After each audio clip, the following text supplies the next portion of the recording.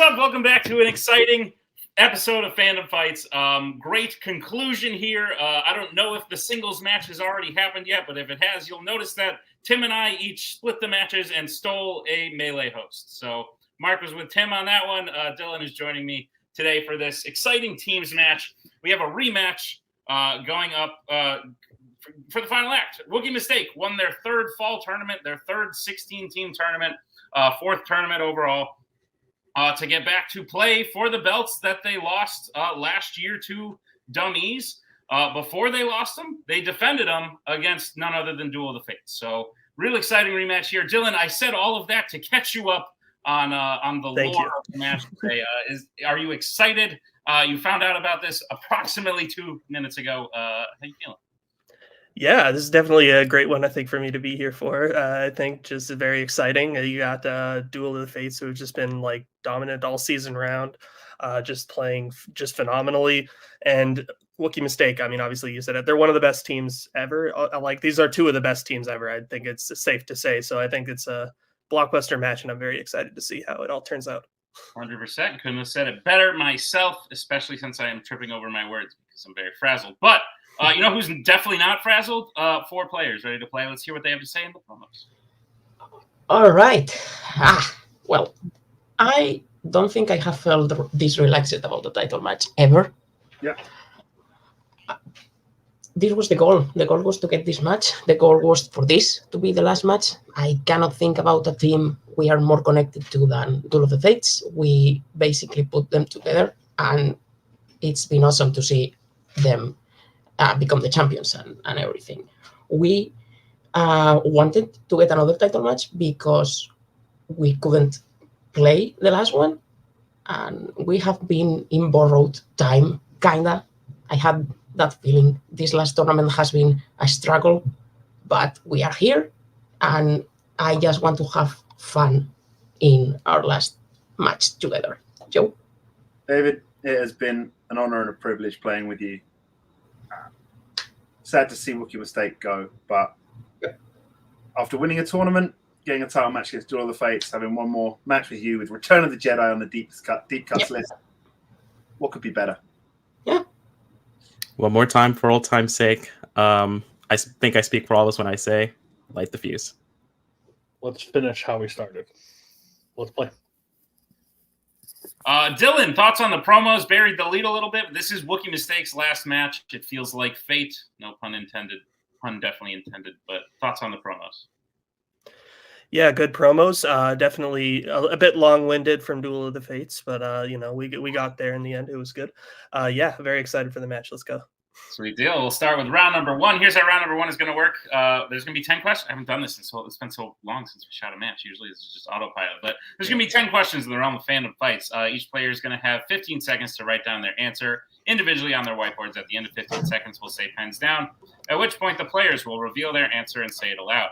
Each correct answer is worth 1 point apiece, and should any individual player get all 10 questions correct in round number 1, they would receive a bonus question. Each team will have 4 repeats, 1 challenge for the entirety of this here title match. Teams, any questions as we get into round number 1? Nope. Good luck, everyone. No, good luck, guys. Right, then, Dylan, why don't you ask the first question there? Sure thing. So your first question will come in the category of James Bond. In Skyfall, Silva interrupts M's hearing disguised as having what profession? Oh, yeah. Not too many hard words in there. That's true. Tim would have struggled with a profession. Oh, yes. That's a longer. I wasn't sure if it was M or M. 4, 3, 2, 1. Pens down. We'll start with Tyler. I said policeman. We'll go to Joe. Yeah, we've been really embarrassed if we got this one wrong. Police officer. Brittany. Policeman. And David. Police officer. Policeman, police officer is correct. Clean sweep. 2-2 as we get to the next question, which comes in the category of scores and soundtracks. Who composed the score for Freddy's Dead, The Final Nightmare? Now, Dylan, you don't play in. You had like a teams match at the beginning of this year, and that was the last we saw of you. But if you were still playing, would you be happy that this is going away, or sad? It's still around, but it's. Oh, I thought you meant horror icons. I got really scared for a second there. Plot twist. That's fair. Uh, A lot of people. no, I'm pretty glad it's gone. 4, you and me both. 3, 2, 1. Pens down. Go to Joe. No blank boards, but I went for a different one. Alan Howard. Brittany. Brian May. Go to David. Ooh. Was it Klaus Bagout? And Tyler. I haven't said Harry Mancini. Brian May is the correct answer. Good job, Brittany Brittany. is the only one to hit that and give Joel the lead 3-2. What's next, Dylan? In the category of Star Wars, what is the real name of Jabba's kidnapped child in the Clone Wars? Now, Dylan, of all the Star Warses, where would you rank this one? I haven't seen it since I was like very, very young. I wasn't even that big of a fan of the TV show from what I remember. I'm not a Star Wars guy. I don't know. Maybe closer towards the bottom. That was more the joke in asking, is I would have been shocked. I'm a little shocked that you told me you didn't see it. That's fair. 5, 4, 3, 2, 1. Pens down. We'll go to Brittany. Rhoda. We'll go to David. Rota. We'll go to Tyler. No. And Joe. Rota. Rada. Can I just real quick talk to Cody? Yeah. I don't know if it's said in the movie. Tyler, we've deep cut it twice, and you didn't do. We don't have to shoot. I'm just saying I don't think it's said in the movie. I think they only call him as Punky Muffin and Stinky. Not lit and stuff. But it's up to you, to Cody. It's really early. That's my gut, is that they don't say it in the movie. I'm trying to remember what their ruling is on that. I don't know how they rule. I'm okay with challenging it since we did lose on that one and get a new question if you were confident. I'm like And then see where they're 95% sure they don't say it in the movie. If this is like something that they don't want to like make as a challenge, then they can determine that in the post. But we will throw the challenge that it is not said in the movie. Officially? Yeah. Okay, cool. We'll be right back after this challenge.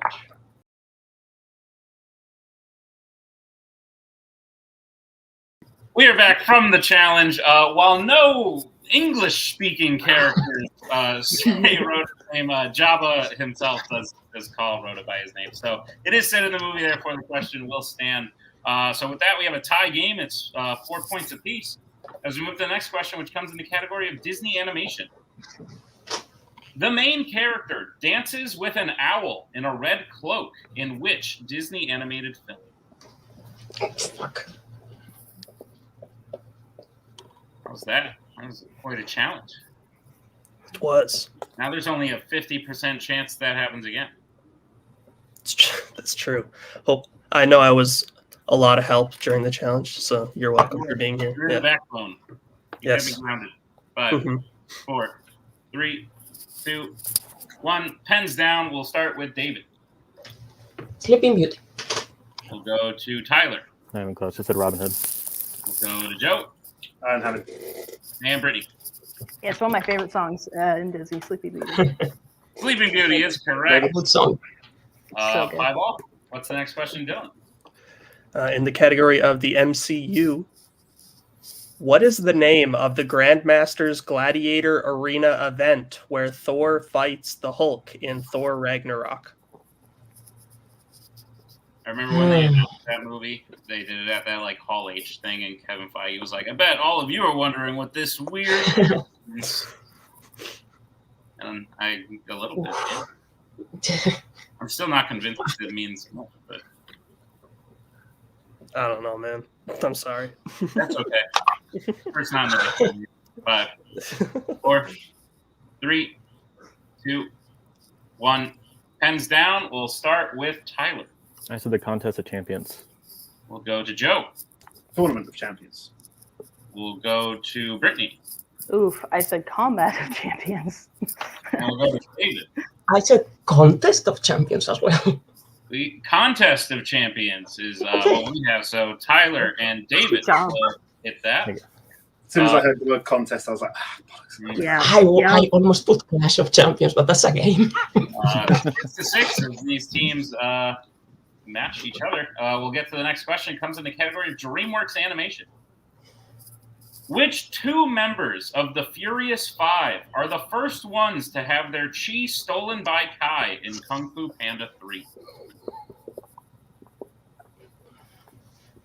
We just watched this. Oh my god. Wasn't paying attention. I still haven't seen it. That's okay. Because you win belts in general movies and things. Anna hasn't won a single belt in anything. Shit. 5, 4, 3, 2, 1. Pens down. Oh boy, do I forget where we are. Joe, I think? Crane and Mantis. We'll go to Brittany. Mantis and Crane. We'll go to David. Viper and Crane. And Tyler. Mantis and Crane. Mantis and Crane is correct. Duel will take a 1-point lead. It's 8-7. What's next? Dylan. Next question in the category of fandom quotes. Complete this quote from Star Trek IV: The Undiscovered Country. No, I'm from Iowa. I only work in blank. And we are looking for 2 words. And you all know this, but it's definitely Star Trek VI: The Undiscovered Country. I just wrote one of the numerals backwards. Is it? No, it's Star Trek 4. Yeah, it is Star Voyage Trek. Home. Right. It's 4. You wrote the wrong subtitle, not the wrong numerals. What is happening? Yeah. I haven't played forever. I can't help you on Star this. Trek I'm sorry. 4, The Voyage Home. Gotcha. Technical repeat, Dylan, but say The Voyage Home time. Sure thing. Your question again. Complete this quote from Star Trek IV: The Voyage Home. No, I'm from Iowa. I only work in blank. And we are looking for 2 words. Jesus. I did my match against Tyler where I said, was it Star Trek 4, Quest for Peace, I think? Quest for Peace. Yeah. You could have said Star Trek Resurrections, so you know there is. 1, pens down. We'll go to Brittany. Outer space? We'll go to David. Outer space. Okay. We'll go to Tyler. God, I hope it's outer space. And Dirty sweep or a clean sweep out of space. outer Yeah. space is Okay, on the correct. quotes question. I know, right? Fun. What a way to go. As we get to the next question, which comes in the category of the Wizarding World. Who plays Mary Lou Barebone, Credence's foster mother and leader of the Second Salemers in Fantastic Beasts and Where to Find Them? Yeah, I knew instantly when I read the quote. I was like, this is the wrong movie. This is not from the right one. Weird. I heard it right, so I didn't even notice. Yeah, Yeah, I did. Yeah. they all tuned out at the beginning and they were like, cool, just get to the quote. And where it's from. But yeah, you know what's sad is I tested her on all of these and she doesn't even remember the answers. 5, 4, 3, 2, 1. Pens down. We'll go to David. I don't know. Okay. Tyler. Right there with you. I said Lily Taylor. We'll go to Joe. I'm glad I got back in with The Walking Dead. Samantha Moulton. And Brittany. Samantha Morton. Samantha Morton is correct. Joe and Brittany will hit that. It's 11-10. Still a 1-point game as we get to the penultimate question. Dylan, go for it. Yep, in the category of DC. After first arriving on Earth, a hero has to emerge from a lake in which DC film?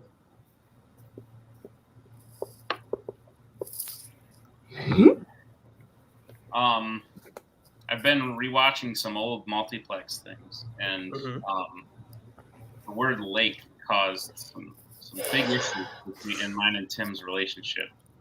I heard about that. Yeah, it's quite the talk of the town. Answers in 5, You guys 4, okay? You and Tim? 3. We will be too. Repeat the question. All right, that is Wookiee Mistakes. First repeat. Go ahead, Dylan. Yep, your question again in DC. After first arriving on Earth, a hero has to emerge from a lake in which DC film?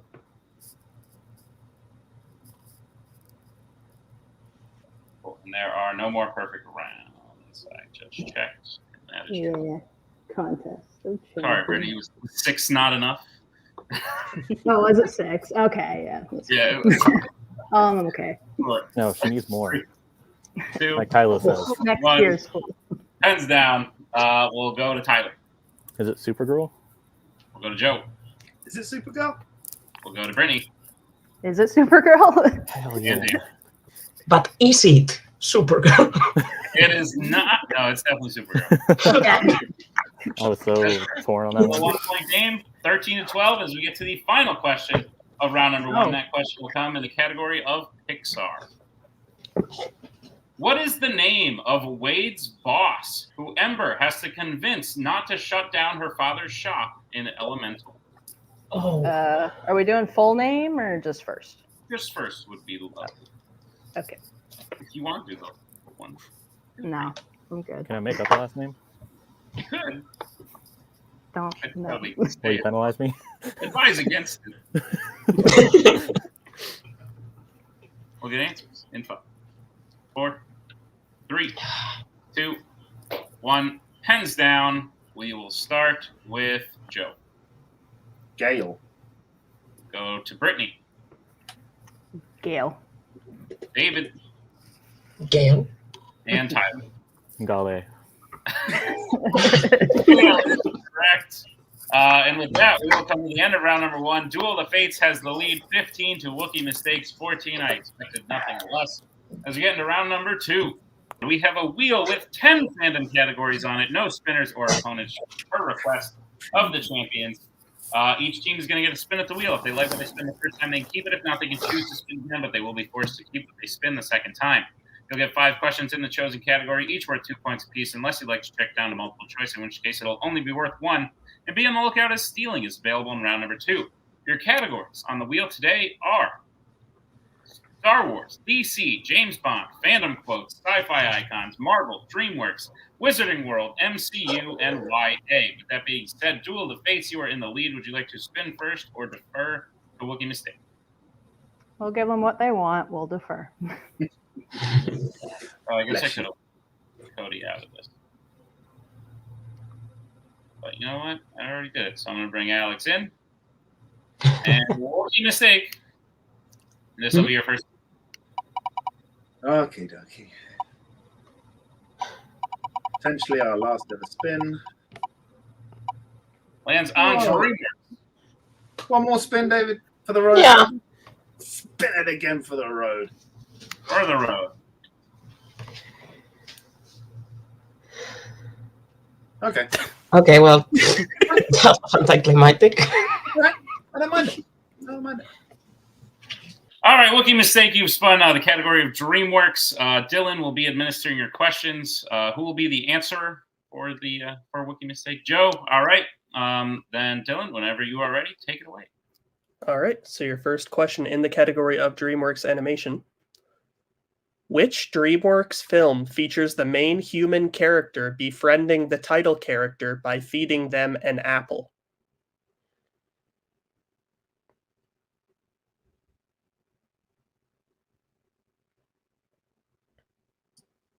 Spirit Untamed. Final answer. That is correct for 2 points. Your next question. Who voices the Commandante in Puss in Boots?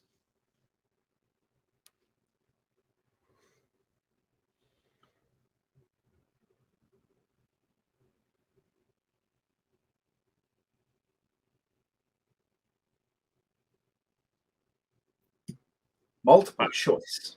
All right. Your options are A, Steven Spielberg, B, Alfonso Cuarón, C, Antoine Fuqua, or D, Guillermo del Toro.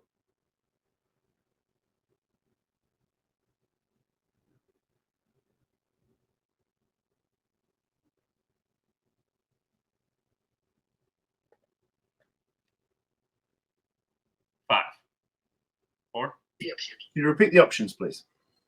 Sure thing. Your options again. A, Steven Spielberg, B, Alfonso Cuarón, C, Antoine Fuqua, or D, Guillermo del Toro.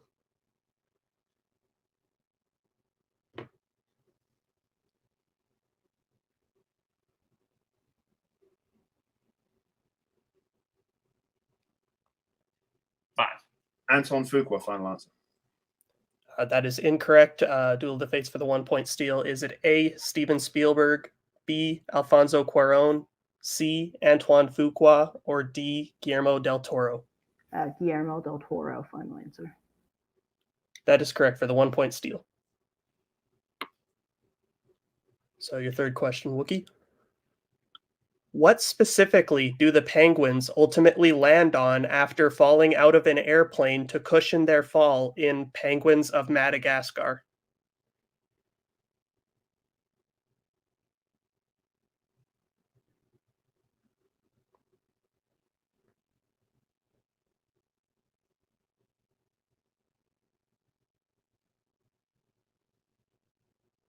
Five, four. A bouncy castle, final answer. You can accept that? Yep, for 2 points. All right, so your penultimate question. In Trolls, what is the name of the troll that gets kidnapped by the Bergens but ultimately betrays Poppy and the rest of the trolls? Creek, final answer. That is correct for 2 more points. And your final question in this category. In B Movie, what is the name of the machine that Adam ultimately winds up working on inside the hive?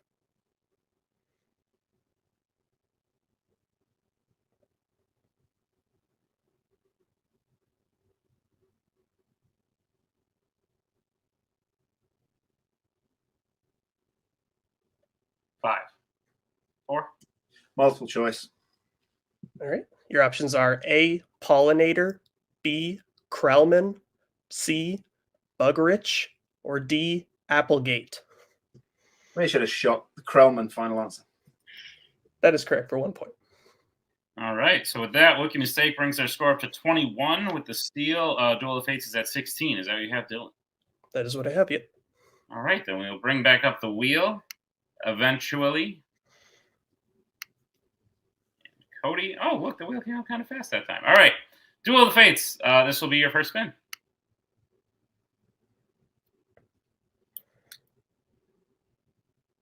Lands on Marvel. Would you like to keep it or spin again?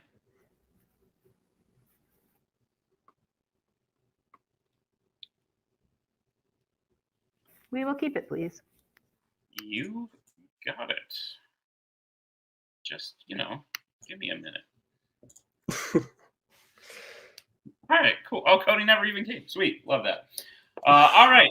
Duel of the Fates. Are you prepared for your questions in the category of Marvel?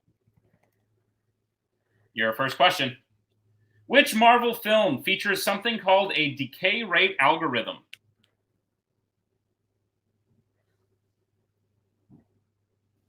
The Amazing Spider-Man, final answer.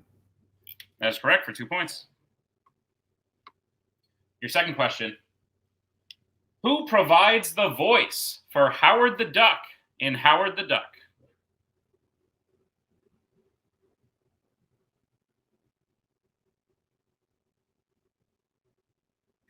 Chip, Zine, or CN. I don't know if you want me to spell it, but final answer.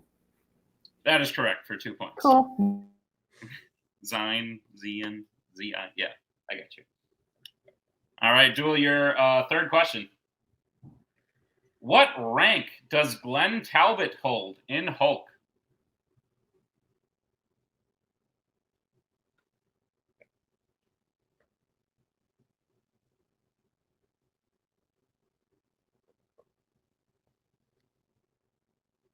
Five, four. We'll do multiple choice, please.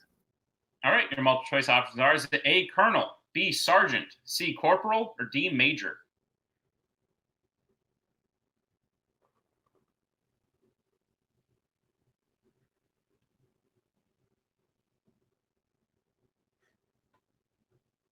Five, four. We'll repeat the options, please. All right, your options again are A, Colonel, B, Sergeant, C, Corporal, or D, Major.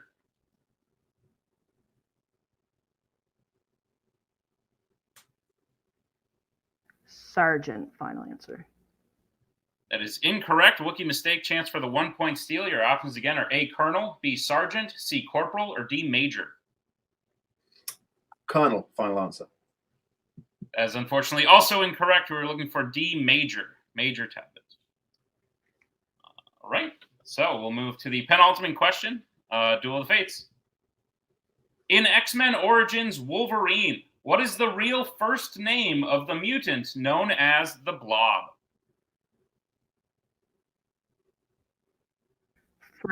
Fred, final answer. That is correct for 2 points. In the lead. All right, and Duel of the Fates, your final question in Marvel. In Venom, Let There Be Carnage. During the final fight, Carnage only eats one person. What profession did that person have?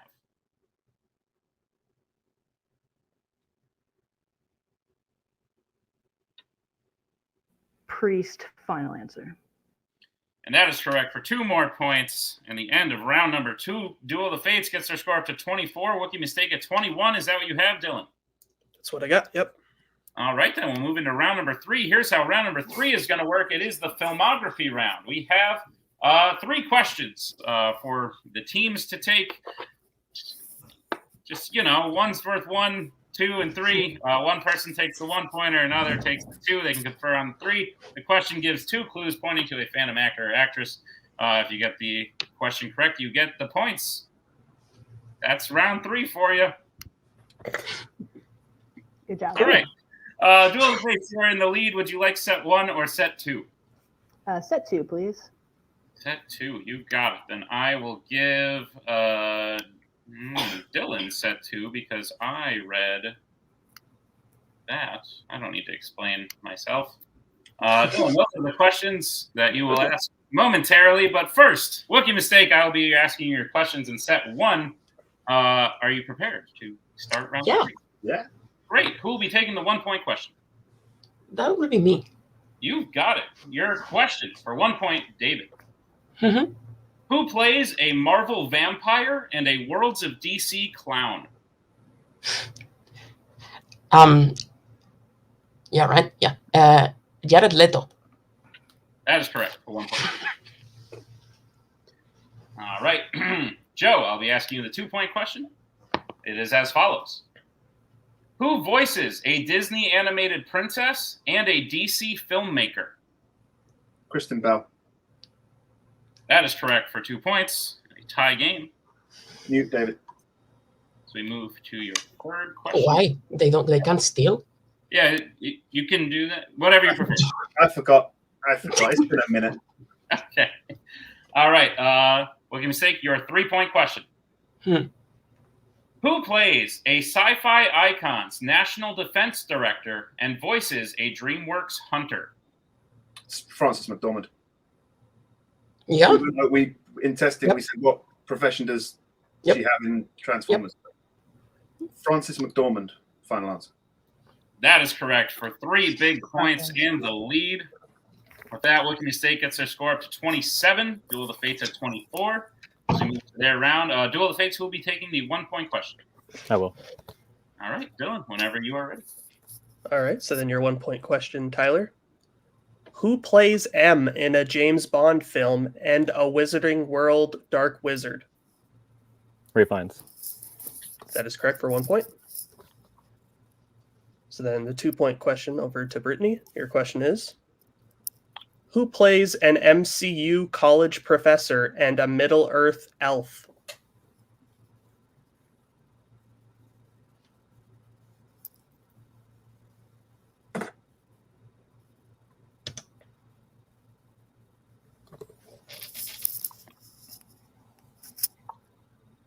Liv Tyler?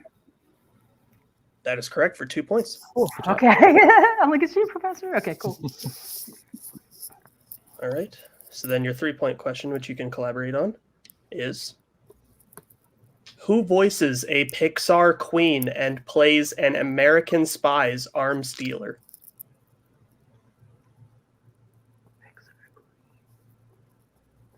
American Spy's arm dealer? It's not Vanessa Redgrave, right? You know what? Mama Topolino, she might be a queen. Maybe. I think that might be it. Because how many other queens are there? 4. 3, Do you want to repeat? 2. Repeat. All right, that is your first repeat. Go ahead, Dylan. Who voices a Pixar queen and plays an American spy's arms dealer? You said Vanessa Redgrave is Mama Topolino? Yeah. Who voices the Queen in Cars 2? Oh, maybe. Because you just want to go with Vanessa Redgrave. I think that If you think it's good, yeah. Vanessa Redgrave, final answer. That is correct for 3 Okay. points. Good job, Tyler. All right. And yes, Cars 2. It's impossible. But with that, both teams sweep the filmography round. Duel of Fates has regained the lead. It's 30-27. 3-point game going into the deep cut round. The deep cut round is going to work like this. There are 10 films on a wheel drafted by the teams you see before you. 5 questions from each film have been written at a deep cut level. If you haven't seen these movies, you're probably not getting these questions correct. We will spin the wheel 5 times to get 5 questions from the same movie, from different movies. We'll see. It's all fate. What fun. Teams can confer on answering the question, and each correct answer is worth 2 points apiece in the deep cut round. Teams, any questions? We get in round number 4. All right, then. Your deep cut movies today are Return of the Jedi, Spider-Man, Stardust, Die Hard, The Road to El Dorado, Monsters, Inc., Beauty and the Beast, The Sorcerer's Stone, Casino Royale, and The Undiscovered Country. With that being said, teams, this will be your first spin.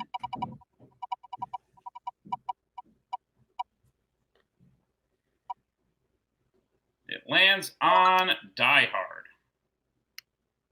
What a time. All right, I will start by reading you your question in Die Hard, which is, again, same answers, people who are going to answer. Cool, great. All right, your first question in Die Hard. How long has John McClane's flying partner been doing the toe fist trick? That's, Dylan, you can't see this because I didn't share this question with you, but I wrote doing. Oh, How long has he been interesting. being doing? That's improper grammar. 5, 4, 3, 2, 1. Pens down. We'll start with Duel of Fates. 9 years. And Wookiee mistake. 9 years. 9 years is correct. 2 points apiece. As we bring back in the wheel for the second spin.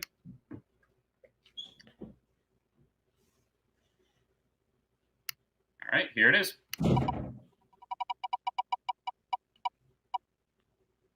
Lands on The Road to El Dorado.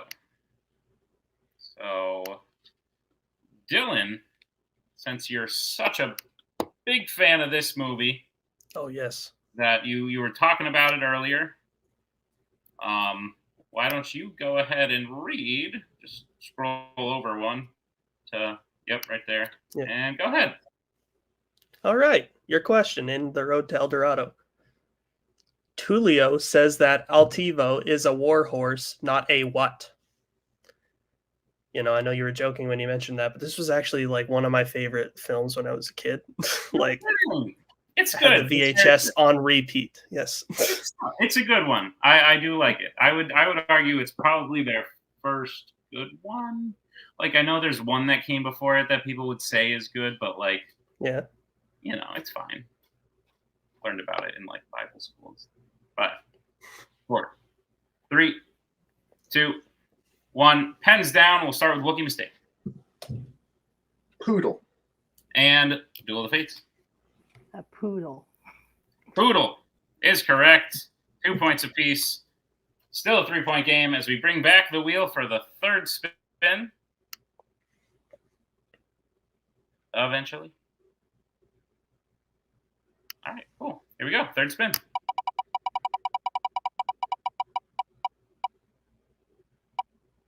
Tale as old as time. You get it? No? Okay. Okay. Teams, I'll be reading you your third question in the deep cut round in Beauty and the Beast. It is as follows. What is the final piece of advice Mrs. Potts and Lumiere simultaneously give the Beast for wooing Belle before she refuses to come to dinner? I respect your integrity of not showing me the deep cuts. Just to make sure, not everyone sees the questions. But I'm never going to get to a championship match, so never say that. You could come. Here's dream scenario. Ready? We've got the last one standing all set up. We're in the last round. Number 35 says they can't make it. We go, shit, Dylan, get in here. You win. Challenge. Here we are. 5, 4, 3, 2, 1. Pens down. We'll start with Duel of the Fates. Control your temper. And Wookiee mistake. Control your temper. Control your temper is correct.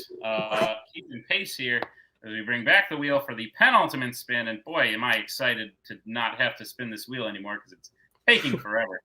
But here is your fourth spin, brought to you by All the Greatest Gifts, Holiday Hall of Fame.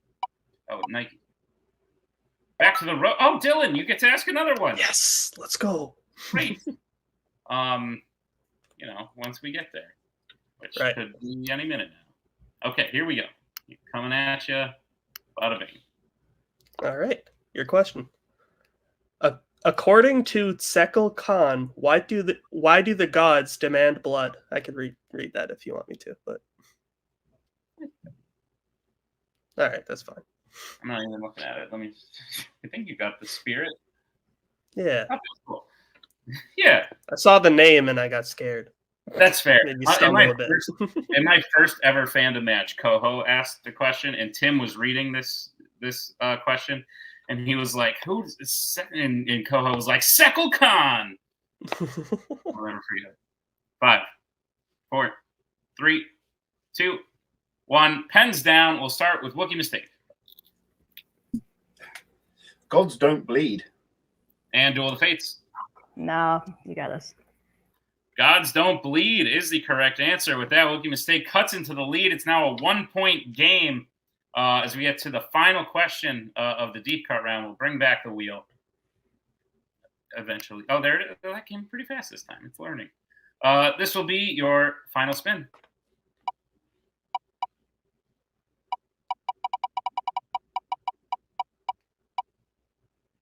Lands on Harry Potter and the Sorcerer's Stone. Just going to go ahead and stop sharing this all together because I think it's making my internet twice as slow. All right. Teams, your final question in the deep cut round from Harry Potter and the Sorcerer's Stone is as follows.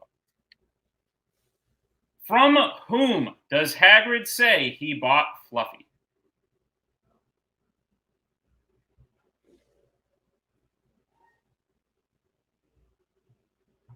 Ooh, back. How's the chair? You're in that chair a lot. How is it?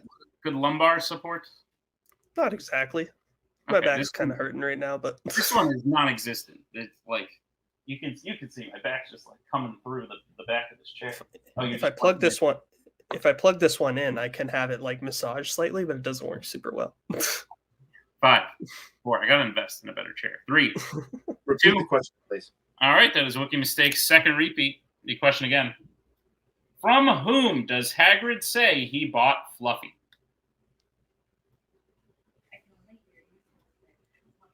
Oh, really? That's so interesting.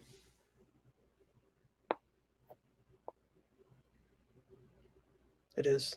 It's wild. She's like 2 feet away. I couldn't hear anything. 4, 3, 2, 1. Pens down. Sorry, I think it was too late, Joe. I saw the repeat. I think that even the sign was too late. So we're just gonna go ahead and start with Duel of the Fates. You said an Irish feller? And Wookiee mistake. Bloke you met down the pub. I'm gonna accept both those answers. We have an Irish feller, parentheses, that he met at the pub. Tim wrote this one, so I'm going to go ahead and accept that because you both gave a portion of the correct answer. If you have feelings about challenging, now's the time. Or I guess you guys can't. So yeah, that's my ruling. That both answers are correct. So we're gonna go ahead and say each team gets 2 points, and that'll bring us to the end of round number 4. Duel of the Fates maintains their 1-point lead. The score is 30. Lots of tallies. 38-37. 1-point game going into round 3. Here's how round 3 is going to work. It is the 3, 5. We're not going backwards. We're going into round 5. Here's how round 5 is going to work. It is the betting round. We have 5 more questions in the realm of fandom fights. Once the teams hear the category, they can choose who will take the question. The other player will have Oh, sorry. Oh, no, you're good. The other player will have to take question 2. They can reset for question 3 and 4, and teams can confer on the 5th and final question. Once the players hear the category, they can bet anywhere between 0 and 2 points on the question. If they get the question correct, they will gain those points. If they get the question incorrect, they will lose those points. We will play until someone is mathematically eliminated or we have reached the end of the match. Teams, any questions as we get into round number 5? All right, the first category you can bet points on is Disney animation. Let's get bets, starting with Duel of the Fates. Who will be taking it for how much? I'll take it for 2. And what can you stake? For 2. All right, your question in Disney animation. What is the full name of the man who bullies Ichabod in the adventures of Ichabod and Mr. Toad? Did you like this one as well? I have not seen it. Okay, good. I was going to say, you're being very Koho today with the El Dorado, and if this was up there, I'd be, Oh, really? I'd be concerned.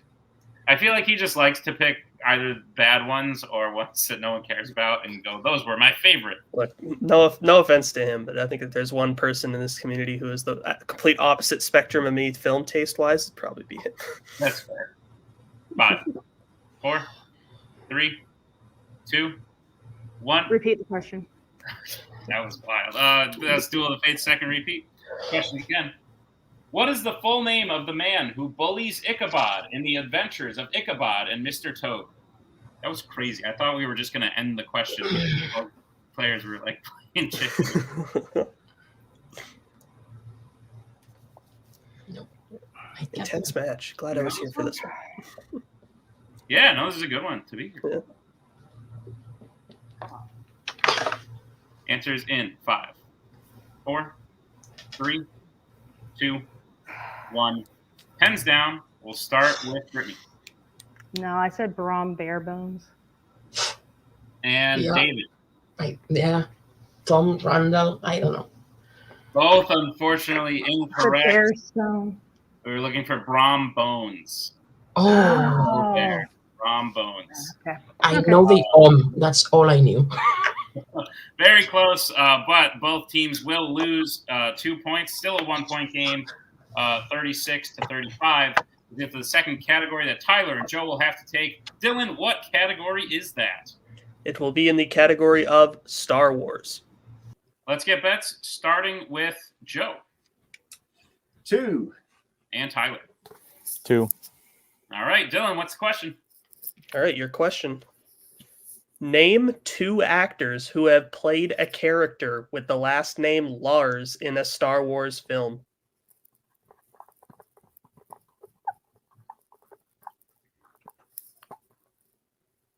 Star Wars data is difficult. What? I didn't hear what you said. I spoke very softly because I wasn't confident in what I was saying, so I'm just gonna leave it. How you doing, Dylan? Good. First fandom match hosting? Second one. I did Nuts versus Molokai. 4. Okay, that was a good one. 3, 2, 1. Pens down. We'll start with Joe. Sheila Fraser and Joel Edgerton. And Tyler. So Joel Edgerton and Phil Brown.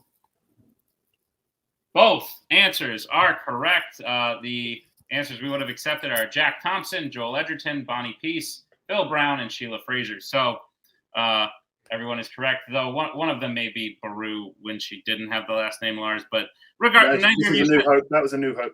Neither of you said that, so it's fine. Both teams will get 2 points. We are back to where we started. It's 38-37. As we get to the third category, you can bet points on. You can reset who takes it. That category is DC. We'll get bets starting with Duel of the Fates. Who will be taking it for how much? Take it for 2. And Wookie Mistake. Taking it for 2. All right, your question in DC. In The Losers, while changing in the elevator, Jensen gets Mr. Anderson to leave his office by saying that they need to discuss an incident where what specifically happened. So I didn't get to say it on the last question because I wasn't confident in the joke, but so I'll test it out here. But so I was looking at the question previously, the Star Wars one, and I was like, Star Wars, more like Star Lars, because there's so many characters named Lars in it. Yeah. Pretty good, right? Yeah, because you just swapped the L and the W. Yeah. It looks similar in the doc. Yeah. Damn, should have said it. Fair. You just go with your gut. They're like 80% of them are going to miss, but most people just remember the 20%. Yeah. 5, 4, 3, 2, 1. Pens down. We'll start with Brittany. I don't know. I said someone made a mess in the bathroom. And Wookie Mistake. Joe. Someone exposed themselves to a coworker. Joe is correct. Someone exposed themselves to coworkers is correct. It was Jensen himself who did the exposing. But with that, Wookie Mistake will take the lead, gain 2 points. Duel of the Fates will lose 2 points. The score is now 39-36. 3-point game going into the penultimate question. The lead has flipped. Wookie Mistake is in the lead. Tyler and David will have to take this next question.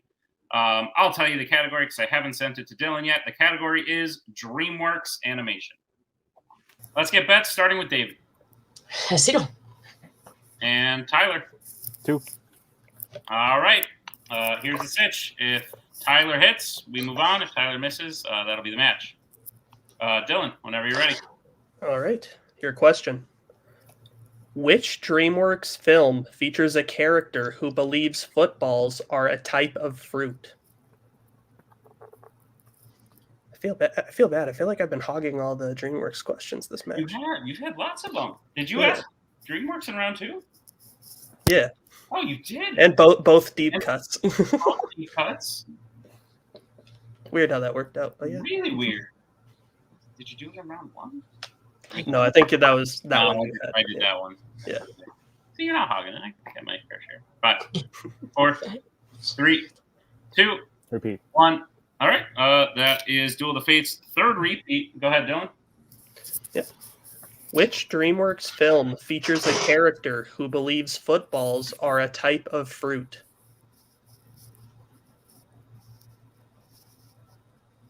This is tense. Very. I'm shaking right now. I would be if I could feel my spine. Oh. That's what I was saying before, is how bad this chair is. See how my back's like popping through it? Yeah, I know. I'm not made of chairs. 5, 4, 3, 2, 1. Pens down. We'll start with David, who bet 0. Abominable. And Tyler. I said home. Home is the correct answer. Nice. Tyler will hit that for 2 points. Wookie Mistake still in the lead by 1 point now as we move to the final question. The score is I'm getting 39, rid of the Skype call. 38. Yeah, we're jumping out. Fair. Right. I highly recommend everyone Thank you. do this. But we will be moving to the final question. 1 point game. Wookie Mistake in the lead. That final question comes in the category of horror icons. Oh, for fuck's sake. Let's get bets, starting with Duel of the Fates. 2. And Wookie Mistake. 2. All right, no sudden death here today. Here's what's going to happen. Dylan is going to start by reading Duel of the Fates their question. If they hit, we'll move to Wookie Mistake. If they miss, that'll be the match. Dylan, please ask Duel of the Fates their question in horror icons. Sure thing. Your question is, in Halloween 3 Season of the Witch, while looking for Ellie, Dr. Chalice knocks the head off of an android who he believes was a real woman. What activity was that android doing? Knitting. Yeah. Yeah, just go for it. That was our gut. If I can see her with yeah. Knitting, final answer. That is correct for 2. All right. All right. All right. All right, Duel of the Fates has regained the lead.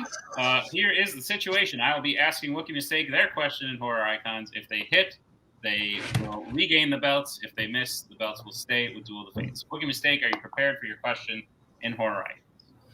Sure. Yeah.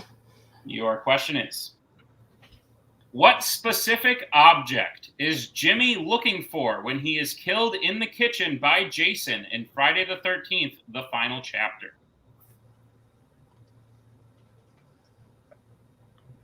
Which one is that? It's the one with Corey Feldman. I believe it's I want to say it's a bottle opener. I think he's killed with it. Or a corkscrew or bottle opener. That's going to be there. Corkscrew or something like that? 5, 4. Corkscrew, repeat the question. Repeat question. All right, that is your third repeat. You have one remaining. The question Bottle is, opener is more in my head. what specific What? object is Jimmy looking for when he is killed in the kitchen by Jason in Friday the 13th, the final chapter? Is Jimmy George McFly? I can't even remember. Dude. I mean, I think he's the only one that's killed in the kitchen. It's a corkscrew, something like that. Yeah, I think we're going to Dude, sit here arguing what different objects are. I mean, I don't. 4. Repeat the question one last time for That is Wookiee. your final repeat. The question again. What specific object is Jimmy looking for when he is killed in the kitchen by Jason in Friday the 13th, the final chapter? Yeah, you know what? Go with that. Is there a difference between corkscrew or bottle opener? Not really. Do you want to go with bottle opener just in case? No. Okay, go ahead. Corkscrew, final answer. And your winners and new champions, Wookiee Mistake.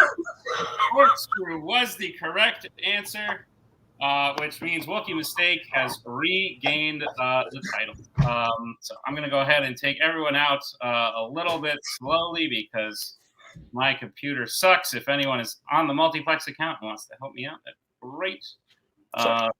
No, you're good. I think everyone's out. Dylan, holy shit. 2 minutes, an hour and 2 minutes ago, you were just probably sitting in bed doing nothing, and now like you've witnessed at history. Fucking crazy. What do you think? Yeah, amazing match. Really lived up to the hype I think I had going into it, even though I didn't know about it until the link was sent to me. But still, very great match, right down to the wire. I mean, and a fantastic pull rate at the end there. It sounded like they were kind of confident, not super confident, but they ended up pulling it, which was fantastic. And yeah, just Duel of the Fates, great champions. Wookiee Mistake just were able to keep applying pressure and then taking the lead in round 5 and holding it all to the very end. Very impressive stuff. Absolutely. Incredible stuff from both teams. This was one of, if not the match of the year, which feels crazy because I feel like I've been saying that all year. But great note to end on, at least. We'll start by talking to our unfortunate second place finishers, Duel of the Fates, former champions. Guys, you are coming in slowly but surely. Listen, you've held on to the belts all year. You were the only champions up until now. This was Duel of the Fates year. I don't think this match denies any of that. I think people will look back at this year and think, wow, that was the year Duel of the Fates went on an absolute tear. And you went on an absolute tear in this match. This is one of the highest scoring matches we've seen. Round 3 was one of the most back and forth things we've seen. And at the end of the day, Wookiee Mistake just, I think they gave everything they had, and I would bet there's nothing left because that they're headed out now. And I think that was just one final push. They had a drive that we haven't seen in a lot around these parts. And to beat you guys at the level you've both been playing, because not only have you been the team's champions all year, but you've both held the singles belt, which is the first time that's ever happened. It shows how great a fandom players you are individually and as a team. Didn't go your way today, but overall, I think you should be proud of the year you've had. How are you feeling about the match in the immediate aftermath? I'm fucking pissed. I made, hats off to Wookiee.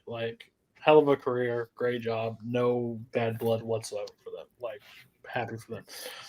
I just don't know how many more fucking times I have to put my hand in a fucking blender and fucking turn it on until I just stop doing the same fucking mistake. every match in the first question, we have a 1 point lead. We don't have to bet the equal amount. We can bet one and keep it where we're at. We don't, and then I make that mistake, and then we could have made it. We all were not feeling great about DC. Both of them didn't feel super happy about it. Like we were having a back and forth. It took us a while to decide. I could have easily just said, "Hey, let's play the safe." DreamWorks and forces David to play differently. Like we just played. We play round 5 weird sometimes, and this is what happened. Like, and this league is so difficult to play 100% all season long. It happened with Knights of Ren. It happened with Arkham Knights. It happens with this team. Like every team has a crack at some point, a game that's not the same, a game that doesn't work the right way.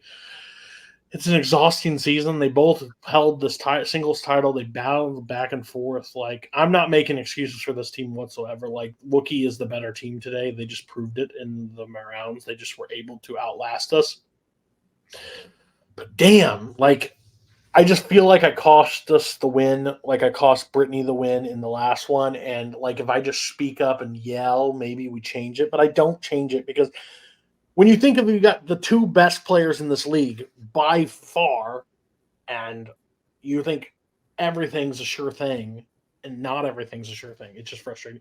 Again, hats off to Joe and David. They had a great career. Thank God they're gone. Like, no offense, guys. Like, thank God. I don't want to see you as a team ever fucking again. Like, David have a great like non-title match retirement. Come back and play when you want. But God damn it, like, don't schedule me against him either. I'm coming back next year. I don't want to fucking see David. Like, even a bad David is a better David than I will ever be. So, but no, Tyler and Brittany will be back. I think next season actually helps them more than this season even, and that's crazy to say because I think there's categories that just lit the flame and made them more excited to play like Tyler, but losing fucking sucks, guys. Losing fucking sucks, and they're probably even more disappointed than I am, but I'm heated at this point. So. Very fair. Tyler, Brittany, listen, in this event, I don't know if it's happened already or if it will happen, you're playing each other for the singles title. So at least one belt will remain in your hands at the end of all this. How are you guys feeling? If you want to give some quick words, like I know this isn't the best end for the team, but both of you have had insane years that like are in the top 3, top 5 years of all time. So quick thoughts on the year and this match from either of you or both. Brittany, do you want to talk? I mean, yeah, I think I should have gotten Braun Bones, guys. Like, I had Braun Bare Bones. I think I should have used a repeat, and I would have gotten there. That is on me. I think I feel responsible. The God thing, I also think I could have got. Anyway, but I don't want this to put, like, a sour on the end on our whole year, because we had a fucking killer year, guys. Like, we killed it. How many points did we get, just out of curiosity? Like, in this match? Today. Yeah. 40. Okay. That's pretty good. Like for an off match, 40 points. Like, let's just use this for fuel next year. We're gonna be pissed for a little bit, but it's all good. I'm pissed, but I'm okay, I guess. Well, we've seen what happens when you're pissed, Brittany. So, Tyler, you also you may currently be holding the singles title. Again, depending on where all this is. You've had a killer year as well. Any thoughts? Yeah, first off, I want to say congratulations to Wookiee Mistake. They played awesome. Yep. It was a great match. We haven't had a match that took us that far. So it just speaks to how well that they did, and then they pulled out the win. So don't want to undercut anything they're doing. They're going out on a high note. I will say for us, like, this year has been incredible. I mean, I know Brittany's gotten better. Our relationship with Cody's gotten better. I feel like I've improved a lot. Like, I just hit like a lot of weak points and tying those up. There's some little things I got to still do. But like, just like in this match, it's just like a lot of the stuff was just coming to me and I felt really good about it. Things happen where we don't get the win. I mean, we can beat ourselves up. We could say what we did differently. It doesn't really matter. The point is that the questions didn't go our way. It's fine. It's the next time it will. But we've had a great season. Brittany's had a phenomenal single season. I've had a great single season. It's been a killer year. Not how we wanted it to end, but I got to be honest with you. I know I'm really pissed right now. I know she's really pissed right now. Cody's pissed. There's a lot of stuff coming in the future in the next season. things that people don't want to get that we're going to be giving them. And quotes and scores are going away. Yeah. So everybody's in danger. This is actually worse for the league because now we have to play more people. So they should Everybody's probably about watch to get out. shell shocked. All right, Ninja Turtles, let's go. Let me try and end this post match on a high note for you all. You guys had 3 title defenses throughout the year. In our books, that constitutes an automatic rematch. So it won't be immediate. Depending on what Wookie says, you'll either get to play Wookie or someone else. There will be a title match before your automatic rematch. But the next time we see you guys as a team, we'll be back in the title ring. So congratulations on a hell of a year and a hell of a match. And we'll see you very soon as we bring in our winners incredibly slowly, building up the tension. That's Alex. He didn't play. No. Wookie mistake. Wookie mistake, guys. I didn't know if you were coming in as the only team that has beaten Duel of the Fates, that they haven't also come back and beaten. But they're a very different team now than they were in the first time. So I didn't know how this was going to go. I thought it was looking rough for you all pre-match, like the specs of this match. I was like, Brittany and Tyler, Jesus Christ. But you all did it. Like I said, you had a drive in you that I haven't seen in a while in a team. You've become the 3rd ever 2-time champions. You joined Knights of Ren and Dummies. And I know prior to this, you all said you were happy. You won your 4th tournament, but 3rd 16-team tournament. You've won the belt. You've challenged for the belts multiple times. I know you said you were happy. This has got to be some pretty sweet icing. Please tell me how you are feeling. If you were on, thank you. If you were on our call, on our Skype call, we were like, wow, this is going a lot better than we thought. Yeah. So this, if you put our last tournament, like last year's tournament, when we only had to answer 2 round 3 questions in the whole tournament, and this tournament, when I think we were behind on every single match we played at some point, I think it was clear we were on like our last breath. Walking mistake.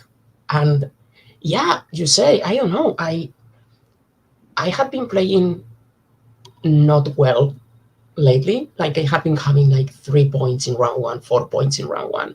I had my best round 1 in a title match. I had my best round 1 today in a while, and that's a title match. I don't know what happened. I really don't know. Maybe it's psychological thing, something. It's the last one. I don't know. We didn't expect. I am so happy. And oh, fuck that. I'm not doing that again. Alex, we are not doing that again. Yeah, it's been an interesting build-up because obviously we know we're also getting the other title match. So we know that on her way to that title match, Brittany beat David and myself to get there. So there is a little bit of sort of not revenge, because I don't ever feel like revenge against Brittany is a thing. It's just a little bit of redemption, I think, for us more than revenge.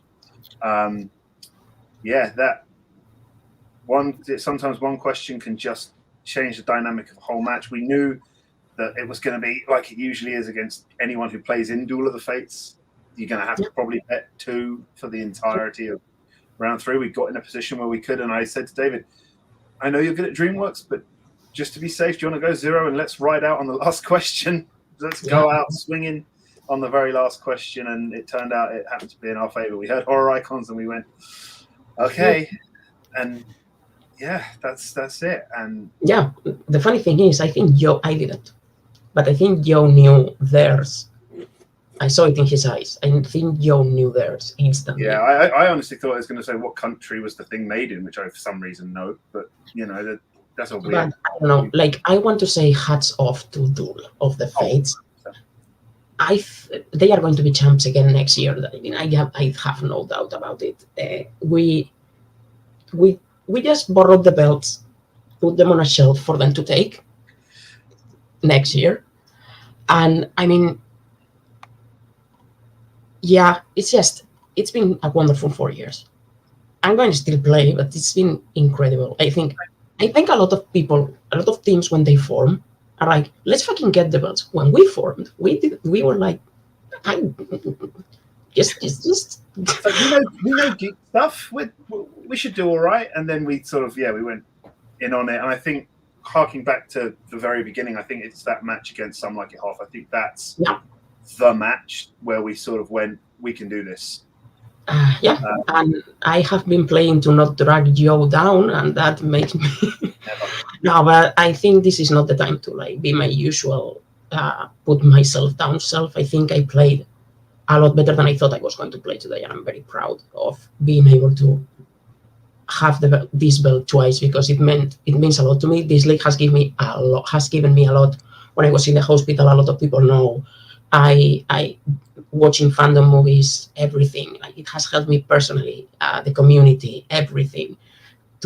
This being an activity that I can do from a bed helps me a lot, and that's incredible. I have met Joe. I have made a friend that I have shared my love with Star Wars in Celebration. This has been a treat. And now, next year, maybe I will be on a Fandom Teams match against Joe, which will be weird.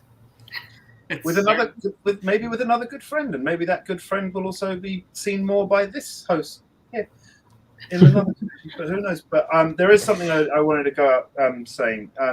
There are very few people in the community that know what I went through this year, and David and Alex being two of them, and Tim has probably guessed what happened, and it's been a real hard year for me. I haven't been as focused because of that, and I think coming out in this final match, just in the way it went, really couldn't have used a high note more. And I know it's sometimes just sitting in front of a computer answering questions about movies, but sometimes those small things really do make a difference. So I do want to thank Alex, of course, for being here and managing us, and David for being there and coming over to here and coming to Star Wars Celebration with me, and having that more sort of personal touch to it was great. And I think this is the last match being recorded of the year. So Dylan, thanks for being here and hosting. But also I do want a big thanks out just to Nick and Tim for everything they do here. It is amazing. And before we go, I do also want to say thank you to Thomas Eanes, who used to manage us in every match through all those tournaments we won.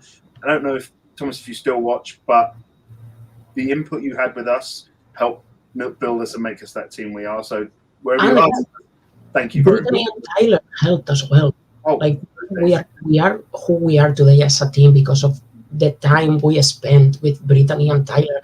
And next year, if something's happening, hit us up. Maybe. Who knows? Sounds good, guys. Wookie Mistake will be a household name here forever. You guys are a legendary team. You are the only team. You have 22 wins. You're in the 800 points. You have over 800 points. How many losses do we have? 6. But 800 points club. I think the next highest team is in like the 500s, so it's kind of wild. Obviously, 2-time teams champions, multiple-time winning tournaments. It will be a long time before people forget the name Wookie Mistake, if they ever at all. I don't know if we still have them, but I know we also maybe set some, at least in the early days, set some points records. One here and there, for sure. But guys, fantastic stuff. Congratulations on winning the belts back. And yeah, just a quick announcement. Wookie Mistake has confirmed that they're not coming back. Dylan, I'll tell you the announcement. It's fun. Wookie Mistake has confirmed that they're not coming back, which means they can hold on to the belts till the end of the year. Then they will be dropped to be picked up by a new team. Brittany and Tyler will not be in that. Instead, this new team's first defense will be against Brittany and Tyler, which means there's a team out there that doesn't have to go through Wookie Mistake or Duel of the Fates to become the next team's champions. I'm excited for it. Next year's going to be killer, just like this year was. So, Dylan, thank you for being here. Thank you for hosting. My pleasure. Yep. Thank you to Wookie Mistake. Thank you to Duel of the Fates, to Cody, to Alex, to Tim for editing this, to Javi, and to Anna for being in some Skype calls at the last minute. It was a great time. And thank you to all of you for checking out this exciting season of Fandom Fights. Be sure to check out all the other matches going on You got Fandom singles. You got Melee teams, Melee singles, FanZone. We got it all here at the Final Act. So be sure to check them out. And we'll see you next year with another exciting season of Fandom Fights.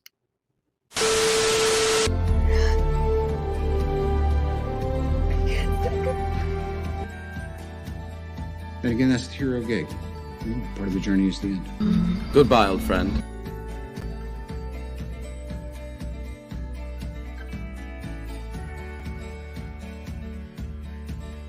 Kitty has to go.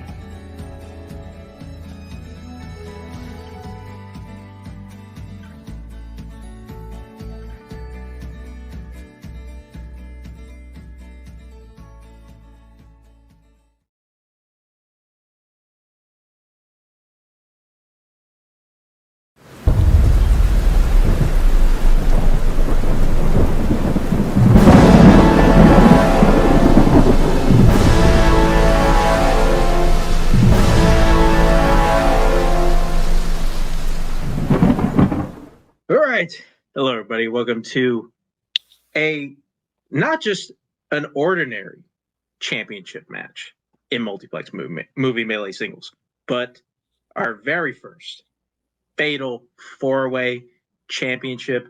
We're also in here in the final act. We're wrapping up the season, folks. This is it, and we're gonna go out a huge ass bang because we got mainstayer, returning champion Kaleb Koho here. But he has 3 challengers today. He got himself Adelaide Spence, played up their way into a championship match. Robert Kastner, who's been having one hell of a comeback season, and then also David Nishimoto, who has played himself in here, also somewhat filling in for us if you're keeping track. Got Dylan here with me. He's going to help me host this one. Dylan, do we got a slobber knocker on our hands tonight? Yeah, it should be a really interesting one. Look, I'm very excited. Definitely when this whole picture was announced, this was not the, I think, competitors that maybe a lot of people would have predicted that we'd see in this 4-way match, but definitely interesting stuff. I think all of these players have had dynamite seasons so far, and I'm excited to see who comes out on top.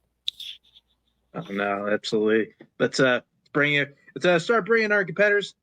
First, we'll be bringing in David Nishimoto from Fun DMC. David, how you doing today? Right?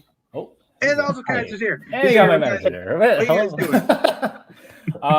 I'm not even supposed to be here, really. I lost my shot, a few matches ago. I lost to Spence, and yeah, I mean, I just feel lucky to be here.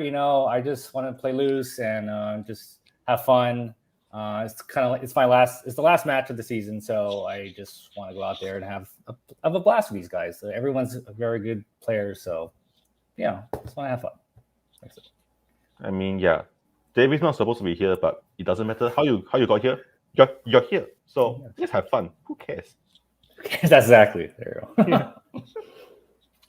go. Movie references. All right. Next competitor. Adelaide Spence. Adelaide, how the hell are you? I'll try to make this quick because I know I want to do things short. I literally couldn't have asked for a better group of people. I just going down the list. Boatman is who literally got me into all of this. I saw his match against Jeremy in 2019, and that sort of drove me to be competitive here. I tried to recruit David into a faction in 2021, and I've sort of seen him grow, and that's incredible. I bonded with Robert back when I was in Fun DMC. Dylan's my inspiration to be the player I am today, and Mark, you got fucking great guns, and Bart Simpson's soul. I'm happy to be with the people who I'm here with today. If I lose, I lose. I will just fight the best I can. Very nicely put. And that will bring in our final challenger here today. Got Mr. Robert Kastner with, again, Kaiser. Robert, hey, I noticed you shaved. Otherwise, how are you doing? Yeah, I did that for Halloween costumes, and it hasn't grown back yet. No, David talks about how he shouldn't be here. I feel like I shouldn't be here, but you know what? The good thing about the season is not too many people get to play in Fandom and Melee titles in the same year. I managed to do it. So that's all I care about. You know, legacy's intact for the year, and that's all that matters. Yeah. What I'll say is Robert is by far the coolest person here. Like Boatman, Spence, okay. David's great. You two are great, but Boatman, Robert, you're cool. That's all. I don't endorse that statement. But Okay. Well, here's somebody that definitely is supposed to be here, even though I think most of the competitors here don't feel like they should. Our returning champion, Mr. Kaleb Boatman. Boatman. Breakfast Club Boatman. How you doing? Let's do this one last time. It's me, your friendly neighborhood little boat. This is what I wore in my first ever singles title match here, and a lot has happened since then. Won the title, won the team's title, and now I'm playing my first ever four-way. Let's do it, boys. All I have to say is, does Barry Manilow know you rate his wardrobe?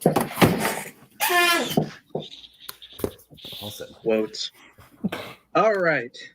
Everybody's in here. It's not me if it's not cringe, guys. Come on. Yes, not. Keep that in mind. Anyways, it's round one. It's like every other round one. You guys know what we're doing here. You get questions from 8 different general movie categories. You get it right, you're going to get a point. If not, who cares? Doesn't go against you. If you get all 8 correct, you will be issued a bonus question, also worth 1 point. So keep that in mind. This is a championship match, so there will be 4 repeats and a challenge used throughout. Any questions before we get started? Nope. Yep. All righty. Here we go. First question. Category classics. Who directed The Bad and the Beautiful, The Bandwagon, and Lust for Life? Do you have Lust for Life, Mark? Not since last year, for unrelated reasons. Oh. 5, 4, 3. Pens down. God, this is gonna be closer. Let's just start with Adelaide. I'm watching one of these literally the second the match is over. Vincente Minnelli. Alrighty, David. I don't know yet. John Ford. Alrighty, Robert. Nope. George Cukor. Okay, and Bowman. Vincente Minnelli. Okay. Vincente Minnelli is correct. Elliot and Boat getting the point. All right.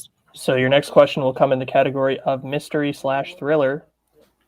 What country does Picnic at Hanging Rock take place in?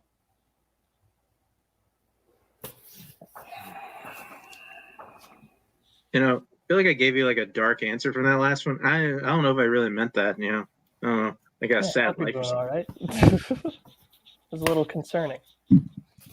I should have asked you about the serial life. 4, 3, 2, 1. Maybe you should have. Pens down.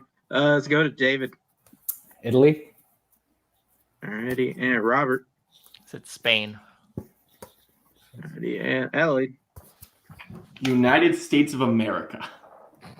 Oh, I don't know why I went to Adelaide there. Fuck myself. Scotland. All are incorrect. We're looking for Australia. Nope. No perfect rounds on that one. Going to your third question, category of actors and actresses. Who has appeared in American Made, Unbroken, and 2014's Frank?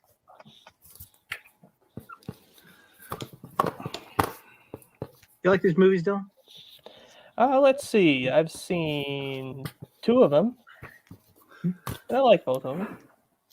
One of them was like I had like 5 stars for a long time, and then I rewatched it, and I was like, "That's good." 3, 2. I really want to know which one that is. 1. Pens down. Let's go to Robert. It's a Domhnall Gleeson. Okay, Bowman. Domhnall Gleeson. Okay, Adelaide. Donald Gleason. Okay. I don't know if we're all spelling it right. And David. Domal Gleason.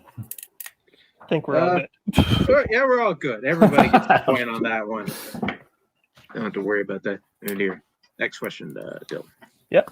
In the category of Oscars, how many Oscars did Apollo 13 win?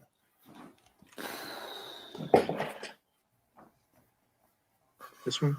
It's a good 4th of July movie. Excellent. Oh, yeah? Oh, yeah. I love it. Okay. Makes me think about freedom every time. Nice.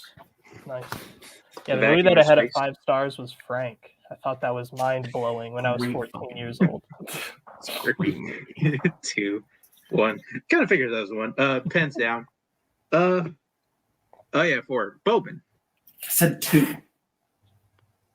Okay, and Spence. Put 3. Okay, and David. Go 1. All right, and Robert. And I also picked a different number of 4. One of you is correct. It is Boatman. Correct answer is 2 for best film editing and best sound. Damn it. Show us good luck. And going to your next question, the category is the 2010s. How do Klansmen Felix, Ivanhoe, and Walker die in Black Klansman? So, which do you think is better, Apollo 13 or Apollo 18? I think they're very, very close in quality.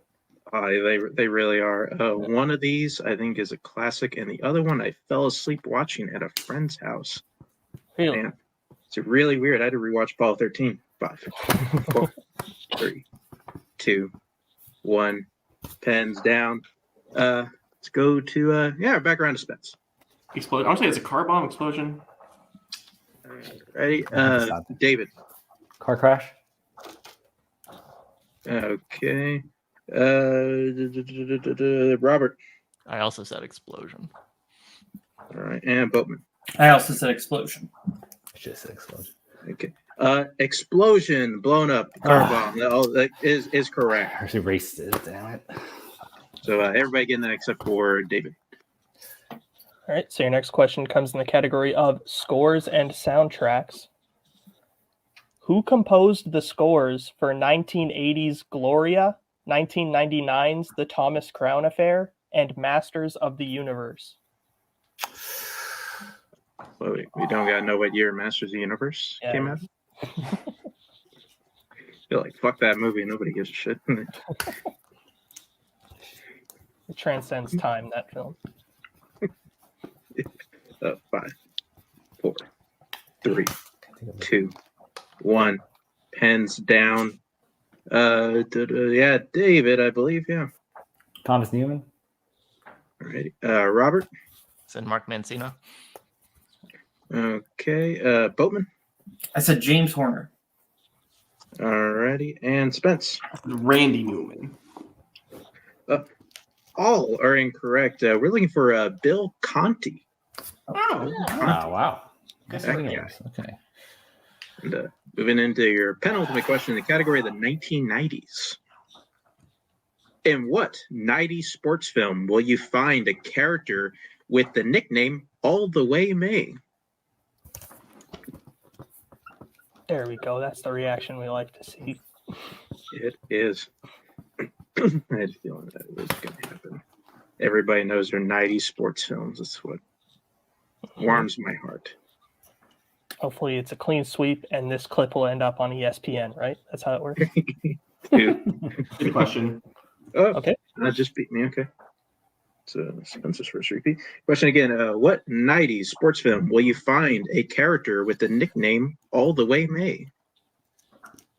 Jesus Christ, it took me too long.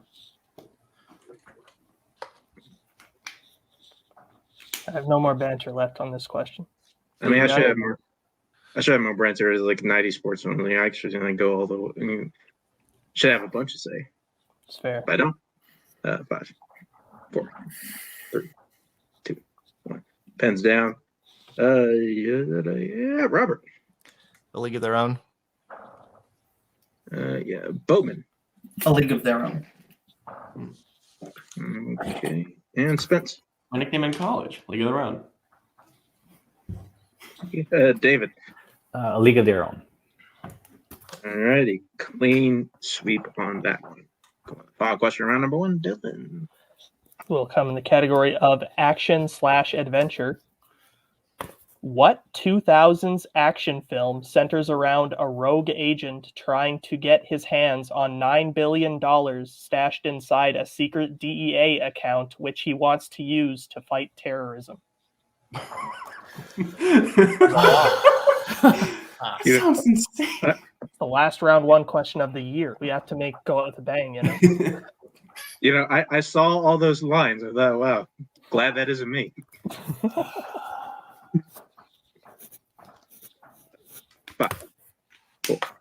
Repeat the question. That is David's first repeat. Your question again. What 2000s action film centers around a rogue agent trying to get his hands on $9 billion stashed inside a secret DEA account, which he wants to use to fight terrorism? As you just said it so good the first time, Dylan. Thank you. You had to hear it again. Yeah, I'd make it through questions like that with no stumbles, but then it'd be like, who directed Jaws? And I'd be like, who? Fuck. 3,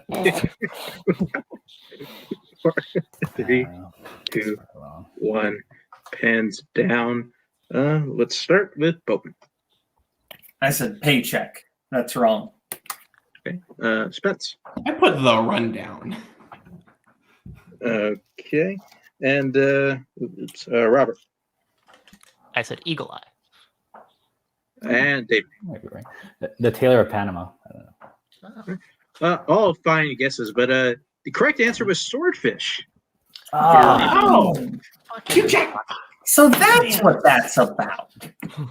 Not really. I mean, it's not. It's like, well, with that scores we have right now, we have Boatman, returning champion, leading with 5, and right up behind we have Spence with 4, and also then behind Kastner at 3, and then David at 2. Clean.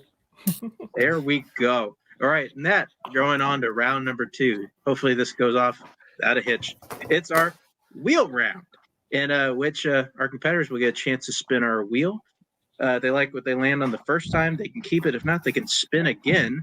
They're going to have 5 questions of whatever category they land on, worth 2 points apiece, or they can check down a multiple choice for 1 point apiece. There is stealing. So because this is a 4-way, oh boy, that could really fuck some people up.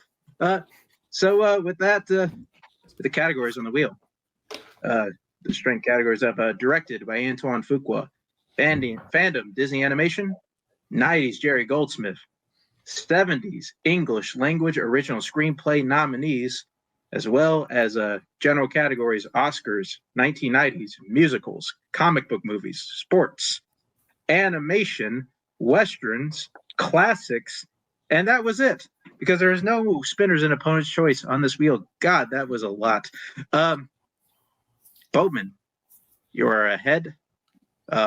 Spin first. What are we doing? I will defer. Alrighty. Go down to Spence. I will also defer. Alrighty. Robert, what about you? There's Kai. Do you want to go first? No. Well, I'm sorry, hey, David. Well, I don't know. I don't know. No Do you think I should go first? Hold on. Do you think I should go first? Okay. Do you want to get this over and done with, or do you want to wait? I don't mind waiting, honestly. Okay, then I'm sorry, David. You have no choice. Alrighty, here we go, David. This is your first spin. And it lands on the category of 70s English Language Original Screenplay nominees. Would you like to keep that I'm or spin assuming again? you want to spin again. Yeah, I think that'll be the smart play. So yeah, I'll let's spin spin again. again. Yeah. Alrighty. You will have to keep what you land on this time. And it lands on sports. Sports. Alrighty. David landed on the category of sports. I'll give him his question. Sports. And it's just a reminder, the competitors, that for steals, have your whiteboards handy, and he gets it wrong, going right to you with the answer. He's going to get a quick 5 count on them. It's a quick reminder. So, David, First question, category sports. In Varsity Blues, Moxon earns a scholarship to what university?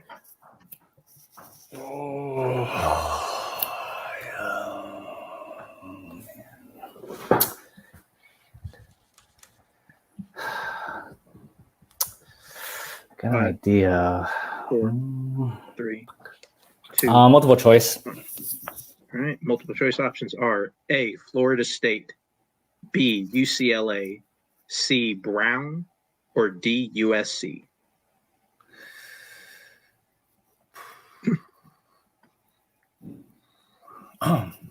Brown. That is correct for 1 point. Okay, well, yeah. You're ready to go on your next question.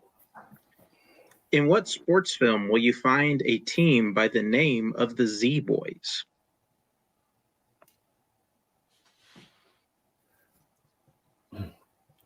Lords of Dogtown. That is correct for 2 points. And your next question. What nickname is given to Ebby Lelouch, the rookie pitcher? I'll just start over. What nickname is given to Ebby Lelouch, the rookie pitcher in Bull Durham? Oh, shit.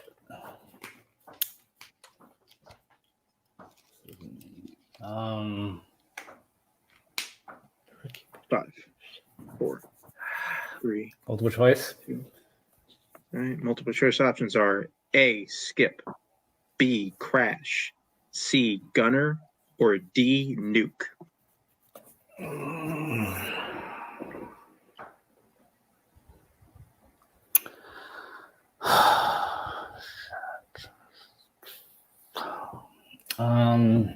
D. 5. Nuke. That is correct for 1 point. All right, going on to your penultimate question of the category. Alan Arkin, John Bernthal, and Kim Basinger have supporting performances in what sports film? Grudge Match. That is correct for 2 points. Going to your final question of the category. What is the profession of Walter Burns? What is the profession of Walter Burns, played by Burt Reynolds in Mystery Alaska? Okay.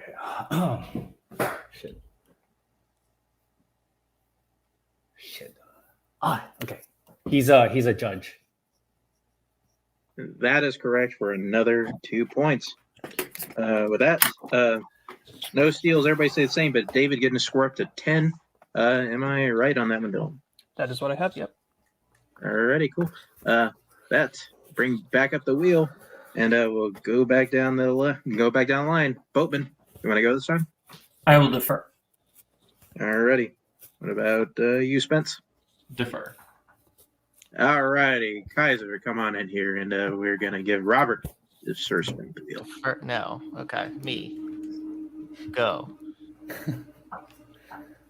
And you land on the category of animation. Would you like to keep that or spin again? Something tells me I want to risk. As in risk going again? Yeah, because I think I'm gonna need something handy potentially to stay in the game. If that's what your instincts tell you, just spin again. What That's does fine. your instinct say? I'd like to hear My from you. instinct is that this is the middle of the road for you. So if you spin again or like if you stay, it's about the same. So we might as well just spin again. All right, spin it again. Alrighty. Keep what you land on this time. And it is Oscars. Cool. Alrighty. Dylan, you like the Oscars, right? Robert, I'll be reading you your questions in the category of Oscars. You don't. Not at all. Your first question. Rip Torn lost Best Supporting Actor to who?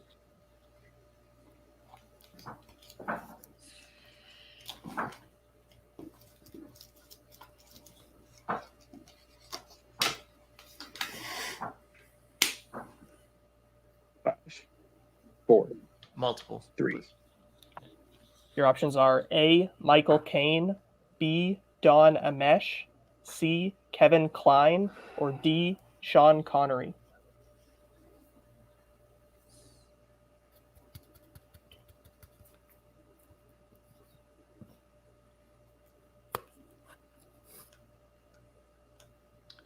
Can I get a repeat of the options, please? Yep. Your options again are A. Michael Caine, B. Don Amesh, C. Kevin Kline, or D. Sean Connery. I'm going to say Kevin Kline. That is incorrect. Everyone else for the 1 point steal. Is it A. Michael Caine, B. Don Amesh, C. Kevin Kline, or D. Sean Connery? Answers in 5, 4, 3, 2, 1. Pens down. We go to Spence. Michael Caine. Okay, and David. D. Whatever D was. And Boatman. A. A. Michael Caine is correct. So, What was the question? Sorry, can you say it? Repeat. What was the question again? The question was, Rip Torn lost Best Supporting Actor to who? Okay. Never mind. Thanks. Right. Yep. So your second question, Robert. What is the only Oscar 1956's The Man Who Knew Too Much won?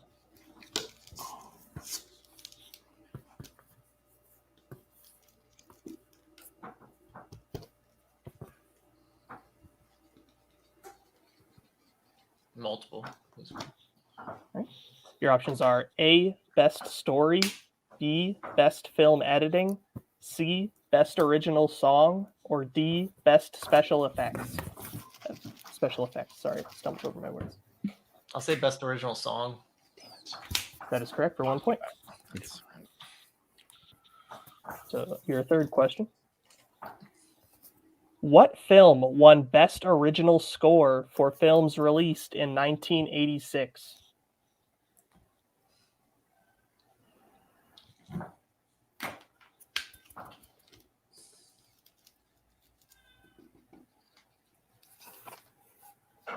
Five, 4, Multiple. 3. Your options are A. Hoosiers, B. Round Midnight, C. Aliens, or D. The Mission.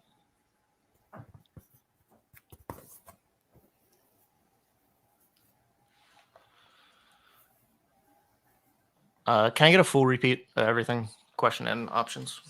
All right, that is your first repeat. Yeah. What film won Best Original Score for films released in 1986? Your options are A. Hoosiers, B. Round Midnight, C. Aliens, or D. The Mission. Say around midnight. That is correct for 1 point. So now your penultimate question in this category. Bad Girl, The Country Girl, and The Lord of the Rings, The Return of the King all won what Oscar?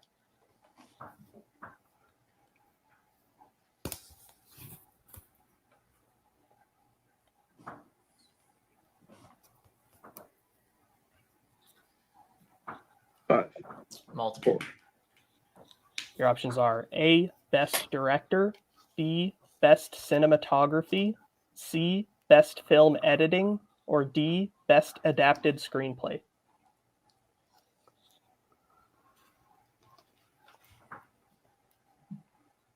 Do I get one more repeat of options or no? Yep. I'll take that, please. All right, your options again are A, Best Director, B, Best Cinematography, C, Best Film Editing, or D, Best Adapted Screenplay. I'll say adapted screenplay. That is correct for 1 point. Now your final question in this category. Who is the only other person to be nominated for Best Director both times Ang Lee won the award?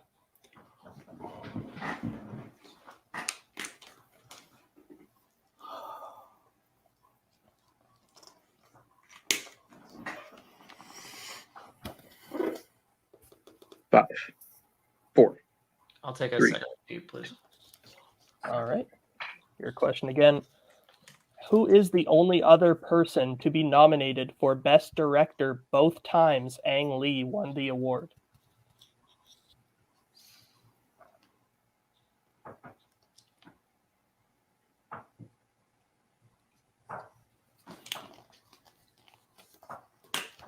Five, 4, multiple. 3. Your options are A. Michael Haneke, B. Steven Spielberg, C. Bennett Miller, or D. George Clooney.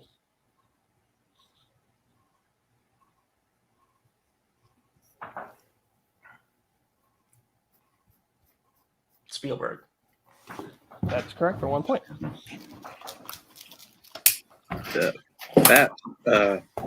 Robert navigating the category pretty well. Gets scored up to 7. Bowman scored up to 6 with that steal. Spence to 5 with that steal. David staying at 10. Looking good, Dylan? Yep. All righty. Bowman, you're still ahead. Spinner? I will defer. Yes. All righty. Means ready to use Spence. This will be your first spin. And it actually will not be your first spin. It'll be your one again. Will fucking love sports. And we'll be going again. Like the animation? Yeah! Here we go. Repeats. Keep that shit. Wow. Okay. Those 3 categories. All right. Yeah. We all knows we got 16 categories on this one, right? Yeah. Do we? That's cool. Or is it 12? There's a lot. There's a lot. As I find them. Okay, here we go. Ellie, prepare for your questions in animation. Yes. All right, first question. Who voices Geppetto in Guillermo del Toro's Pinocchio? Ewan McGregor. That is incorrect. Going under everybody else for the 2-point steal. Answers in 5, 4, 3, 2, 1. Hands down. Just be okay. Let's go to David. I forgot his fucking name. Sorry. No. All righty, Robert. I say Christoph Waltz, but written poorly. Okay, and Bowman. David Bradley. David Bradley. Oh, is Harry correct. Potter boy. Yeah. Fuck. Game of Thrones. So Bowman getting the 2-point steal on that one. Going into your next question. Animation, Natalie. In Kung Fu Panda 2, Mr. Ping reveals that he found Po as an infant in a crate containing what kind of vegetable? Oh, that's a good question. Fuck. Ah, shit. Multiple choice. All right, multiple choice options are A, leeks, B, onions, C, celery, or D, radishes. Leeks. That is incorrect. Going to everybody else for the 1-point steal. Is it A, leeks, B, onions, C, celery, or D, radishes? Answers in 5, 4, 3, 2, 1. All right, pens down. I start the timer. David. D, radishes. Okay, Robert. Radishes is what I wrote down before multiple choice. That's what I want. Okay, and radishes is correct. So David and Robert getting the 1-point steal on that one. Going to your next question. Category of animation. In the Lego movie, after touching the piece of resistance, Emmett experiences visions, including one of the giants. In the Lego movie, after touching the piece of resistance, Emmett experiences visions, including one of a giant, which Virtuvius and Wildstyle call what? Vitruvius. Vitruvius. Multiple choice. Yeah, multiple choice options are A, the man upstairs, B, the architect, C, the special, or D, the great builder. A. A, the man upstairs, is correct for 1 point. And your penultimate question in the category. In Minions, Kevin, Bob, and Stuart travel to what southern U.S. city for VillainCon, where they meet Scarlet Overkill? Multiple choice. All right, multiple choice options are A, Orlando, B, Atlanta, C, Houston, or D, Nashville. Houston? That is incorrect. Going to panel for the 1 point steal. Is it A, Orlando, B, Atlanta, C, Houston, or D, Nashville? The answer's in 5, 4, 3, 2, 1. Pens down. Starting with David. Orlando. Alrighty, Robert. Said A. Okay, and Boatman. I also said A. A, Orlando is correct. So everybody getting the 1 point steal on that one. Go over to your final question in the category. In Robots, what is the profession of Rodney's father at the start of the film? He's a dishwasher. That is correct for 2 points. And with that, Spence getting the score up to 8. The Bowman of the Seal getting up to 9. Kastner also at 9. And David Ishimoto and the lead right now with 12. Am I good there, Dylan? Yep. As long as we're keeping track. All right. Now with that, final spin of the wheel. Kaleb Bowman, you're not defer anymore. This is your first spin. And you land on directed by Antoine Fuqua. Would you like to keep that or spin again? I will spin again. All righty. Hopefully this is the last time we spin it. If not. And we land on comic movies. That.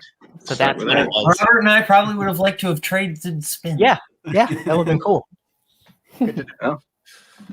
Oh, that is a question. Comic movies. Dylan. Absolutely. So, yep, your first question, Boatman, in the category of comic book movies. Who plays General Brigham in Edge of Tomorrow? Sorry. Brendan Gleeson. That is correct for 2 points. Your next question. In Jonah Hex, who tasks Jonah with tracking down the terrorist Quentin Turnbull? You need a character name? Yes. This is very stupid. I'm going to go for it. Ulysses S. Grant? That is correct for 2 points. That's it. For your next question.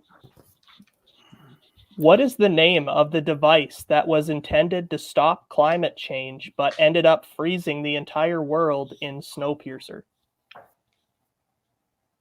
Multiple choice, please. Your options are A, CC3, B, BH13, C, CW7, or D, JW0. I'm going to say A. A is incorrect. Everyone else for the 1 point steal. Is it A, CC3, B, BH13, C, CW7, or D, JW0? Answers in 5, 4, 3, 2, 1. All right, pens down. Start with Spence. C. All righty, and David. B. Alrighty, and Robert. Never heard this question asked before in my life. I said C. C is C. C. CW7 is correct. All right. So your penultimate question in this category. In what comic book movie does one of the main heroes need to remind themselves to think peaceful thoughts shortly after being told to do so by another one of the heroes?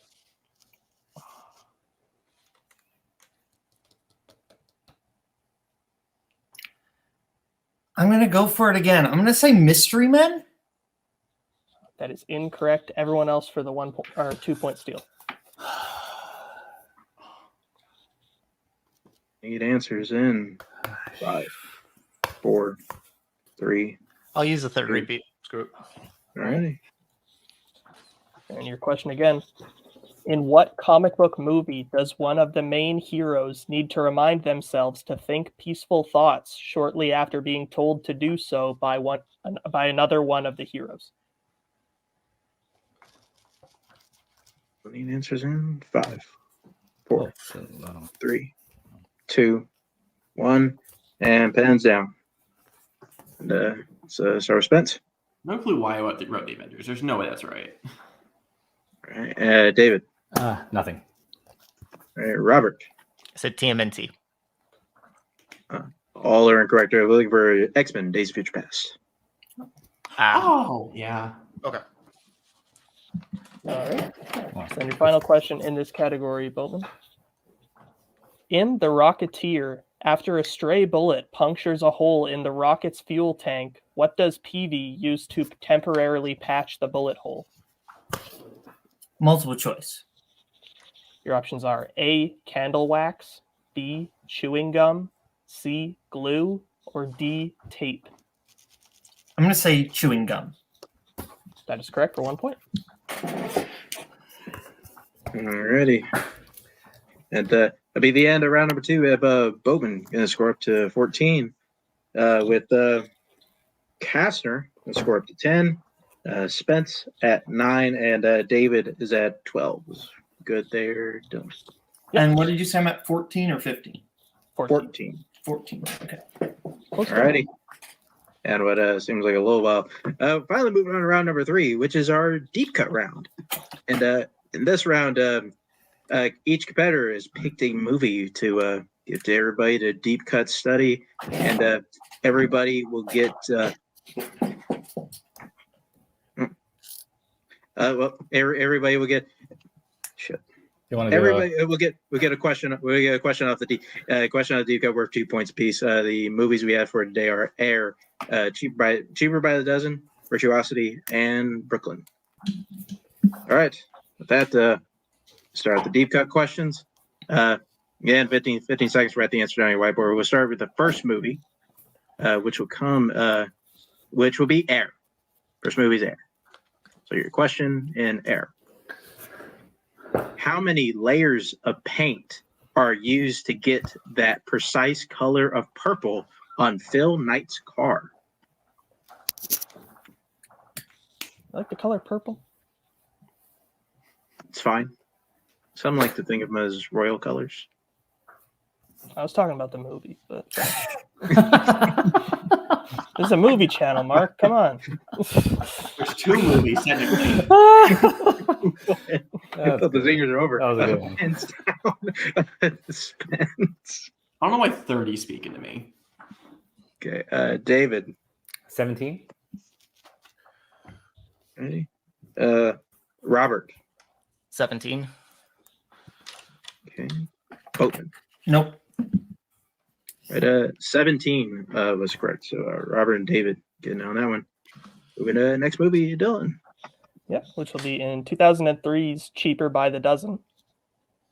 When Kate reads from her book on Regis and Kelly, she says both mom and primary caregiver mean what? Got a good joke for this one? No. Ooh. Sorry. Ooh. I shouldn't have led with that first one, yeah.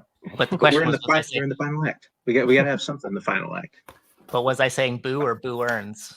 That's To get a good pop out of me with that one. One pens down. Go, David. Nothing. Robert. chauffeur. Boatman. Chauffeur. Good. And Spence. I am so sorry to every person who has ever played it Ontel. I was an asshole. Fuck you guys. Chauffeur was correct. Robert and Boatman getting that correct. Moving on to your next movie, which is Virtuosity. Your question. Daryl tells Clyde that Sheila 3.2 is collecting information from how many different aspects of Clyde's physiology? This movie sucks. I'm sorry. What? Come on. Some people Fight love your this movie. villain right It's now. really bad. Fight it off. I put as much effort into my Letterboxd review as they put into this movie. Wow. Is that a other one? So sad. Four, You didn't live in a three, good time. So 2, 1. Pens down. Robert, what you got? 136. Okay, Boatman. The numbers questions are hurting me. I said 30. All right, Spence. 32. And David. 136. 136 is correct. That's Robert and David getting that. Robert, same person, deep cut around. Go to your last movie. In Brooklyn, what 2 things does Tony tell Eyeless is all you need to know about plumbing? And we are looking for the exact quote.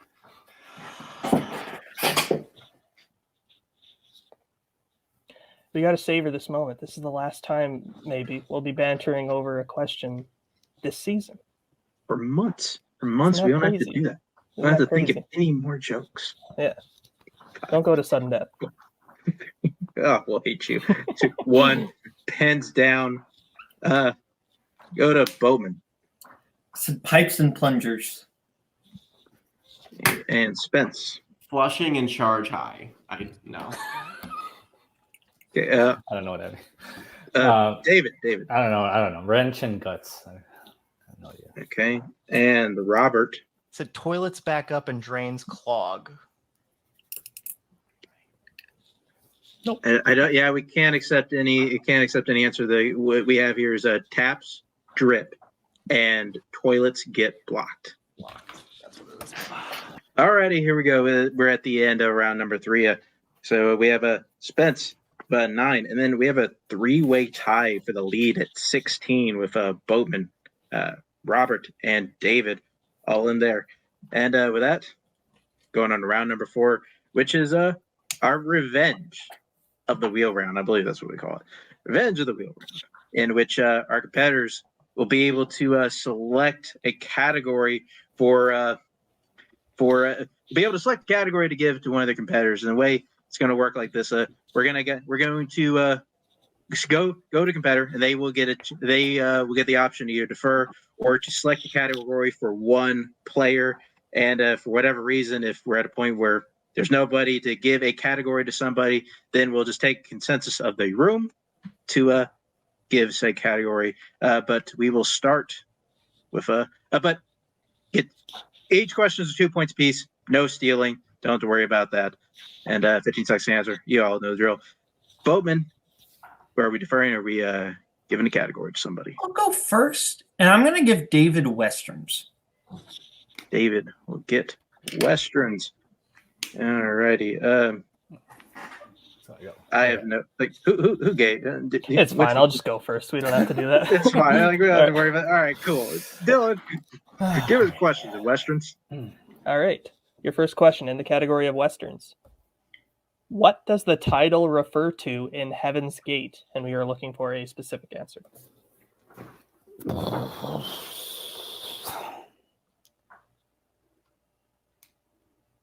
Is it what it is? What is it? A town?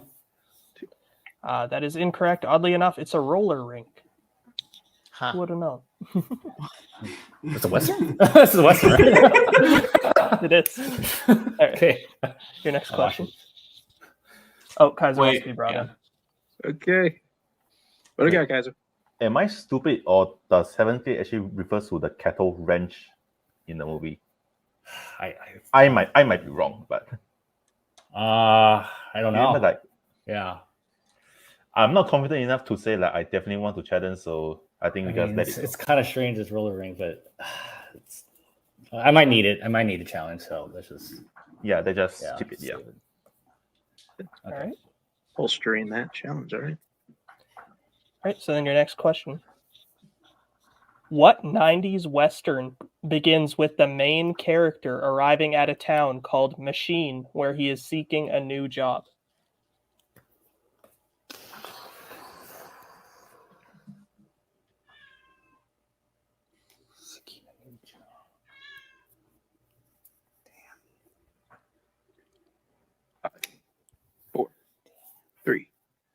2, Last Man Standing. That is incorrect. We were looking for Dead Man. Okay. Your next question. Red Harvest is from what Native American tribe in 2016's The Magnificent Seven?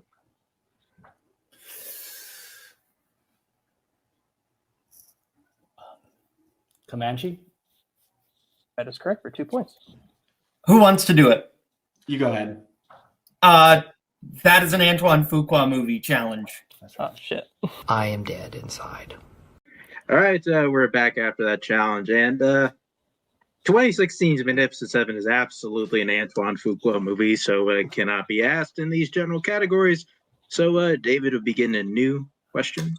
And he does go back 16. And I think it was Boatman who used the challenge. He will retain this challenge. Yeah. Let's go. All right. So your third question. What famous actor directed 1961's One-Eyed Jacks?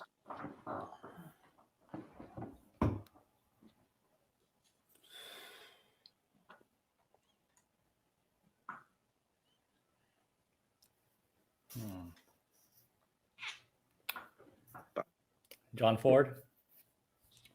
That is incorrect. It was actually Marlon Brando. Oh. Okay. He's a famous actor. My bad. I misunderstood. Okay. So your next question. J.K. Simmons portrays what historical figure in Hidalgo? Oh, shit. What's his name?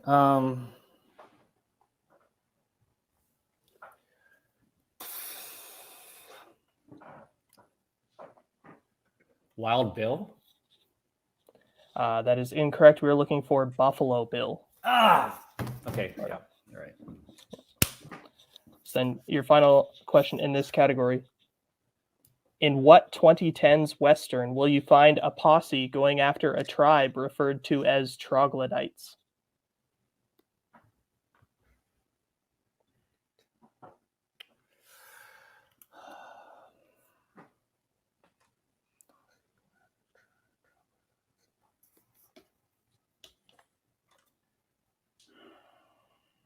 Three, two, one. Muscles?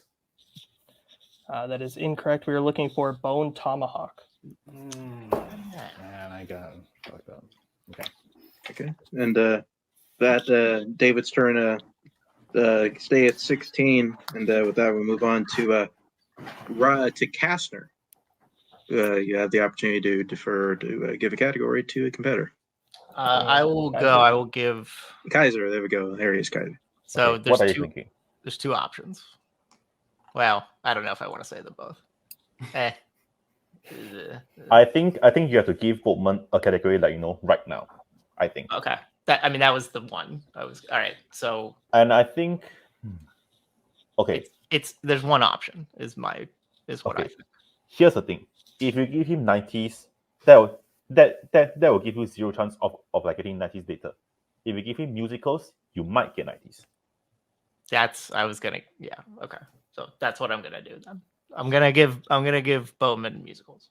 Damn it. That sounds fair. Alrighty. That Bowman, you will be getting questions in musicals. And I will give you those questions as soon as I find them on this blasted doc. Here they are. All right. Bowman, your first question. Who plays the titular character in 2023's Carmen?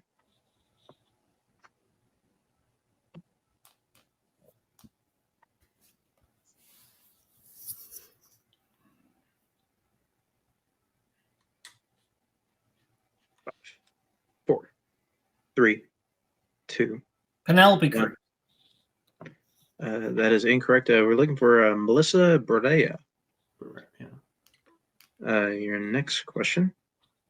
In Singing in the Rain, what is the name of the Don Lockwood and Lena Lamont film the studio wants to convert into a talking picture? So before they convert it into a talking picture, I would assume The Dueling Cavalier. That is correct for 2 points. All right. Bowman, your next question.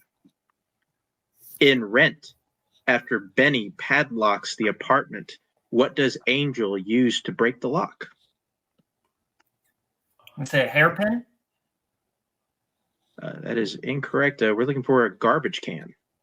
Oh, okay. Here we go. Your penultimate question in the category. You'll find the songs The Age of Not Believing, Don't Let Me Down, and A Step in the Right Direction in what 70s musical? It's not about Nazis. It's Bedknobs and Broomsticks. Fuck you. Bedknobs and Broomsticks is correct. 2 points. You want to do your final question in the category musicals. What is the name of the newspaper that the titular characters sell in Newsies? The World! The New York World, but they call it The World. They call it The World in the movie. I think we'll accept it, and then we'll if anyone wants to challenge challenge it. it, Wants to They challenge call it. it The World. All right, The World is incorrect. Challenge, And- they call it The World. They sing a whole song. You can tell the world, and they're talking about the newspaper. It's like the whole thing. Challenge.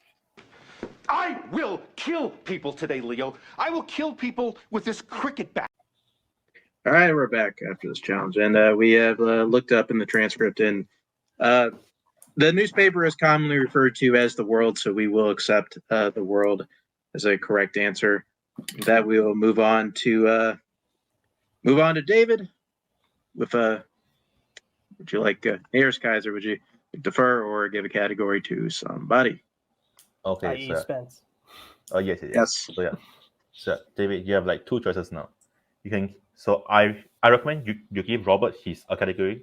If you want him to do well, you give him 90s. If you want him to die, give him classics. So it's a call. Thanks, Kaiser. So give Robert the. Okay. So either 90s or Doesn't like matter. classics. Okay. All right. Because it doesn't really matter what we give, what we spend. Yeah. So. Bitch. Damn. All right. It's Trace. Okay, Robert. You well, if he wants to go next, I mean, It's your call. I have no. yeah. I can make the decision. As not. Because okay, if you want to because your best chance of getting second is to let Robert give Robert classics, and that's for yourself. You want to Okay. fight him over basically. We will need an answer here. I will say that. I'll give. Make me. I'll give Spence classics. Fuck it. Alrighty. Spence, category classics. Dylan. Yep. Please ask these classics questions. Sure. Once I can find them. It's a large document. There it is. All right. First question in the category of Spence. Or not Spence. Classic. Yeah. My brain is fried, you can tell. All right, your first question. Night and the City centers around a con man creating a scheme involving what sport? Classics and sport. I just got dicked. What? Night City. Football. That is incorrect. We were looking for wrestling. Damn. Your next question. Who directed Written on the Wind?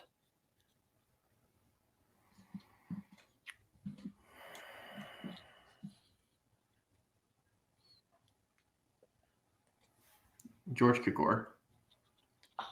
That's incorrect. We're looking for Douglas Sirk. Yeah. Your next question. In The Guns of Navarone, David Niven's character, Corporal Miller, used to teach what subject? And we're looking for a semi-specific answer. Biology. That is incorrect. We're looking for chemistry. Damn it! He's the demolitions guy. But that makes sense. Yeah. The penultimate question. In The Lady Eve, Charles Pike is the heir to a company that sells what type of product?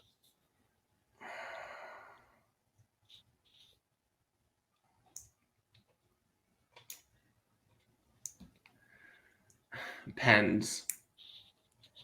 That is incorrect. We're looking for alcohol. Hmm. I believe it's ale, but I'm not quite sure. And your last question?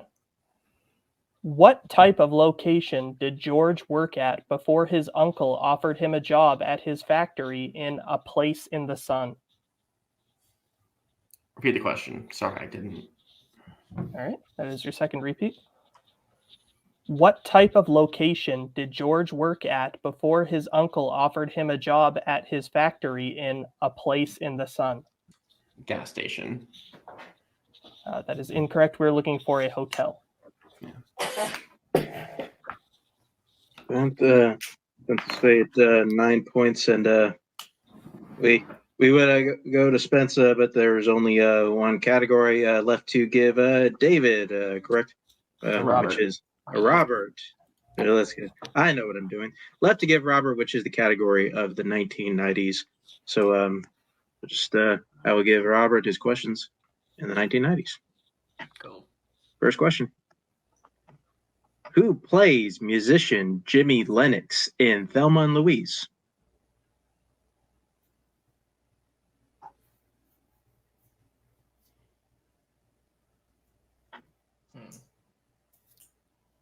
Brad Pitt. That is incorrect. We're looking for Michael Madsen. Eh. Right. Next question. In Philadelphia, Beckett tries to pass a lesion on what specific part of his body as a racquetball injury?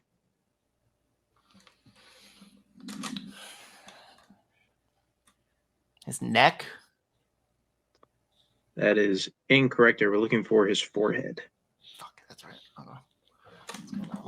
Your next question. In what 90s fantasy film do two young girls create a fantasy kingdom called Barovnia?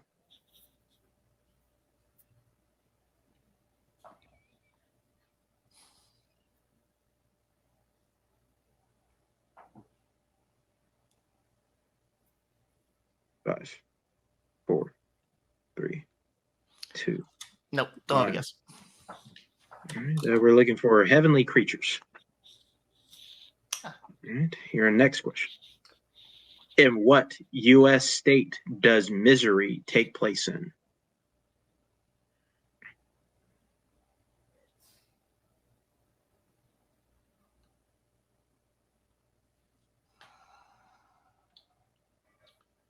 Five. Colorado. That is correct for 2 points. And then your final question in the category 90s. Willem Dafoe, Crispin Glover, and Isabel Rossellini provide supporting performances in what 90s film?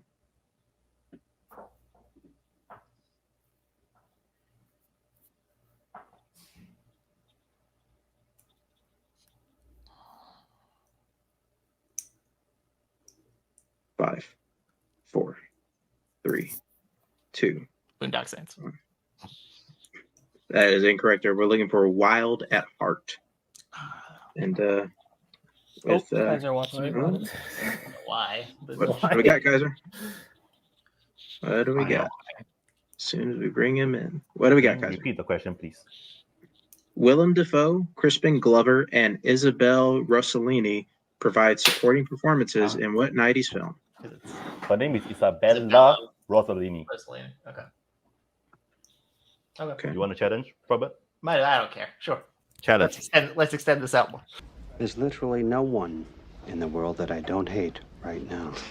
All right, we're back after the challenge, and yeah, the name is wrong. If you want to yell at anybody, blow up Kaiser's DMs.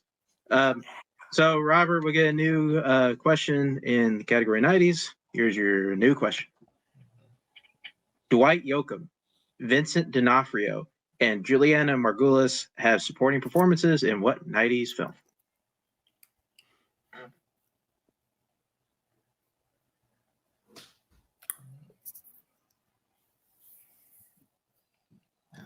Five, 4, 3, 2. No, 1. Congo.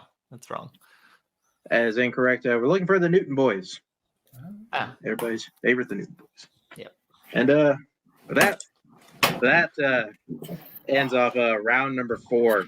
And the score we are right now, Spence at 9. Then we have a David at 16, Kastner at 18, and Boatman still leading the packet with 22.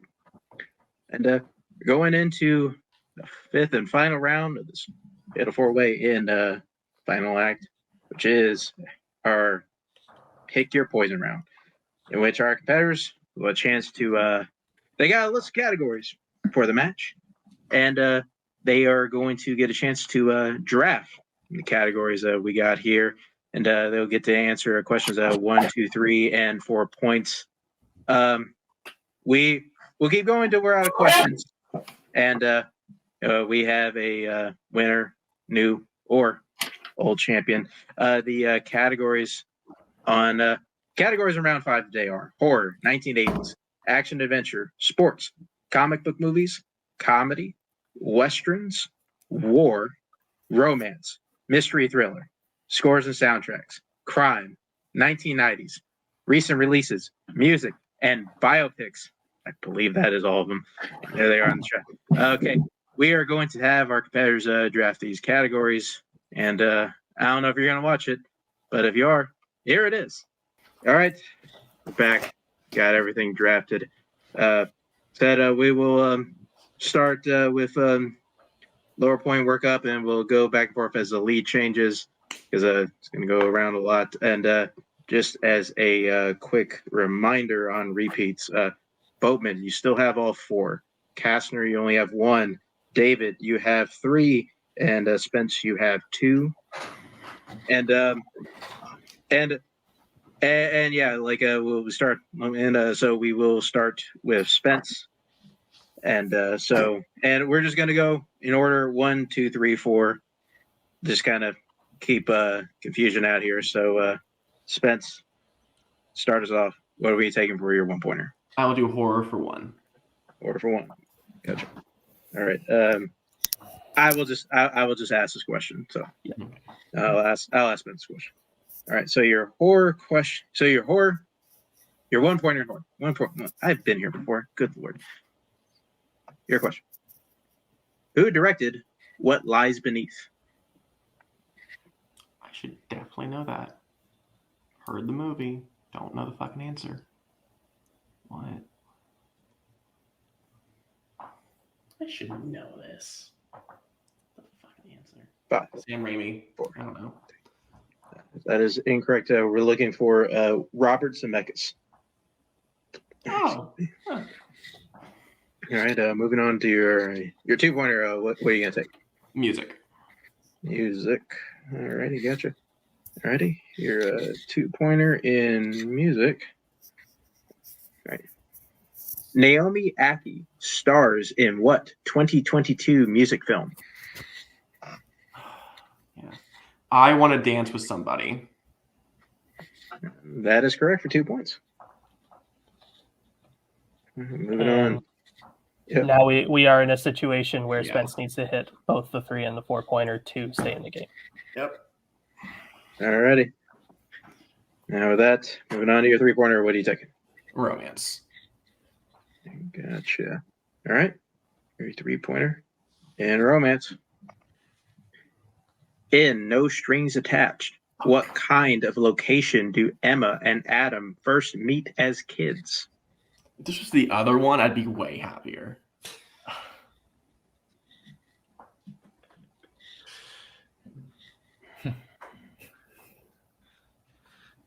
Five. Good question. 4. All right, that's your 3rd repeat. Your question again. In No Strings Attached, what kind of location do Emma and Adam first meet as kids? I don't know why I write it saying like a Jamba Juice. That's a stupid answer, probably. 5, 4, 3. Restaurant. 2. That is incorrect. We're looking for summer camp. And with that, Spencer can finish no higher than 4. So double digits. So with that, we'll be moving on to David, since he is lower on the end. So David, what will you take for your 1-pointer? War. War, gotcha. Dylan, you go ahead and ask David's questions. Yep. So your 1 point question in the category of war. George Clooney, Ewan McGregor, and Jeff Bridges star in what war comedy? The Men Who Stare at Goats. That is correct for 1 point.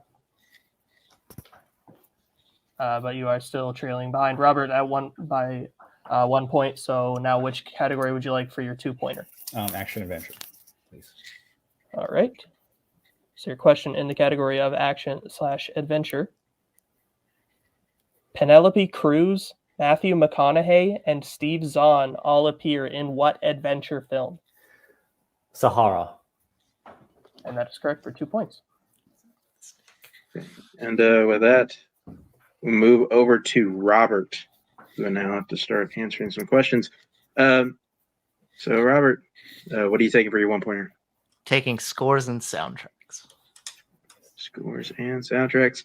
And yeah, I will give you your questions and scores and soundtracks. Cool.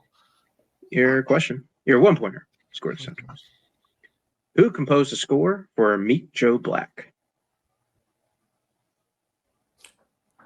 Should listen to Kaiser, I think. That would have been smart. Huh. 4, 3, 2. James Horner. 1. That is incorrect. We're looking for Thomas Newman. Yeah. All right, so we'll stick with you for what category would you like to take for your 2-pointer? I'll take mystery thriller for 2. Mystery thriller for 2. Alrighty. Here's your 2-pointer, mystery thriller. Colin Firth, Tom Hardy, and John Hurt provide supporting performances in what mystery thriller?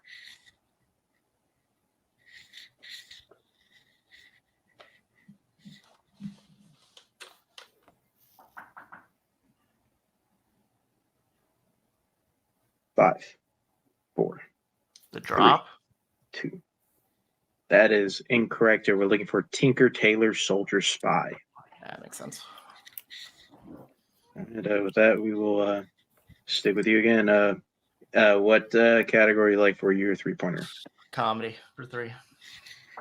All right, comedy. All right.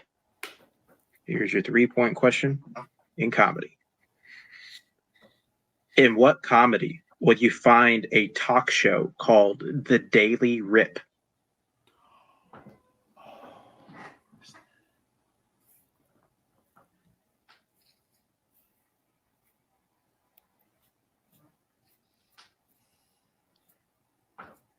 Five, 4. Man of the Year. 3, 2. That is incorrect. We're looking for Don't Look Up. Oh, Kaiser wants to be brought in. All right. Kaiser, what you got? Okay, this is a sweet question, but Don't Look Up is not a comedy. You want to challenge that? No, it's listed as a comedy, I assume. So it's fine. Sure, but it's not funny, but yeah, sure. Kaiser never change. Oh, so you would have lost that challenge. Just throwing that out there. Been the quickest challenge of your life. Yeah. Anyway, Robert, you're down to your last category in comic book movies for 4 points, which you need to hit to stay in the game. Yeah. So this is your 4-pointer, and mind you, you still have one repeat. Your 4-pointer. Yep. Comic book movies is a slum known as Whitechapel can be found in what comic book film? The Crow? That is incorrect. We're looking for From Hell. No, okay. Whatever. Okay. With that, Robert is eliminated, so he will finish third in the match, which means we will be going back over to David, in which he is at he is at 19. He hit either one of these 2 questions to take the lead into get Bowman to answer some questions. So take it away, Tom. Or is it me? It's me. So for 3 points, what category would you like? Sports or 1990s?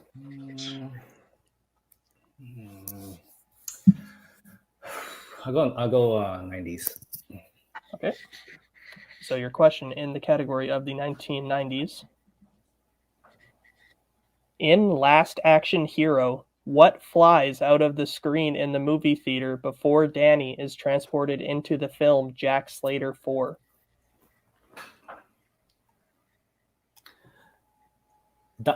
Dynamite. That is correct for 3 points. Okay. With that, David has tied it up with Bowman. So we will go over to Bowman. You have to answer his 1-pointer. Bowman.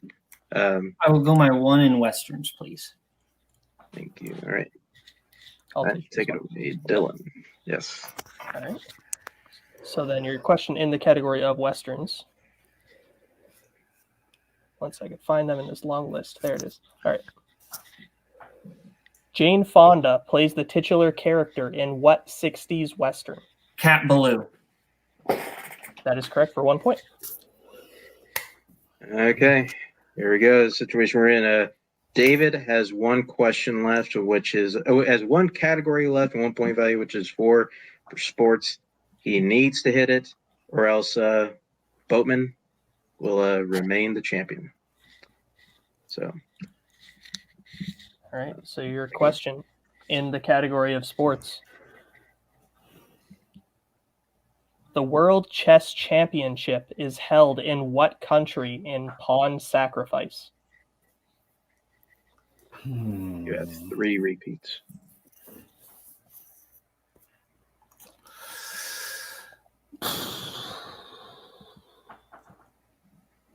Five. Repeat. All right. That is your second repeat. The World Chess Championship is held in what country in pawn sacrifice? All right, good game, everybody. This is Russia.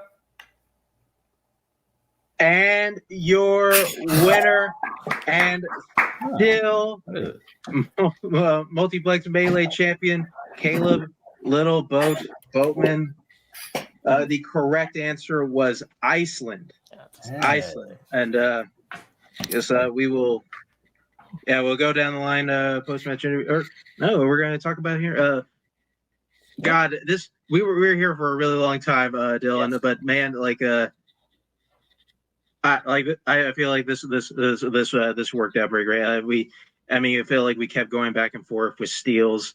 And especially when we got into round number 3 and like Robert and David kind of closed the gap. And then kind of round four kind of told the story where Bowman was able to navigate through his category well and kind of put a good cushion here around 5. But really, like what you got otherwise, no?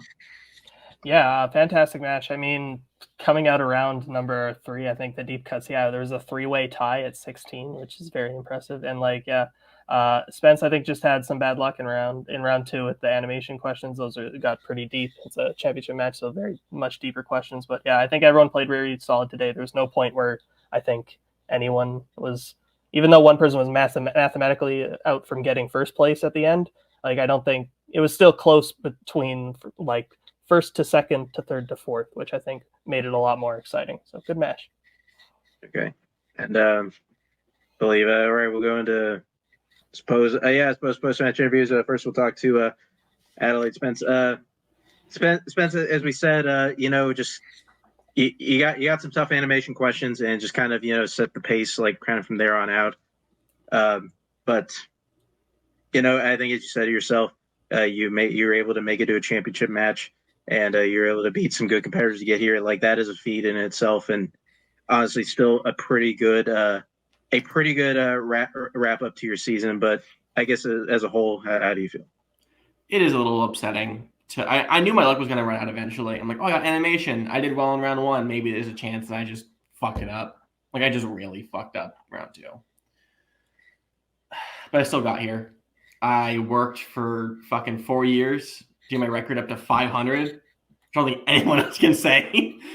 But I'm happy that I got here. I think that's the important part.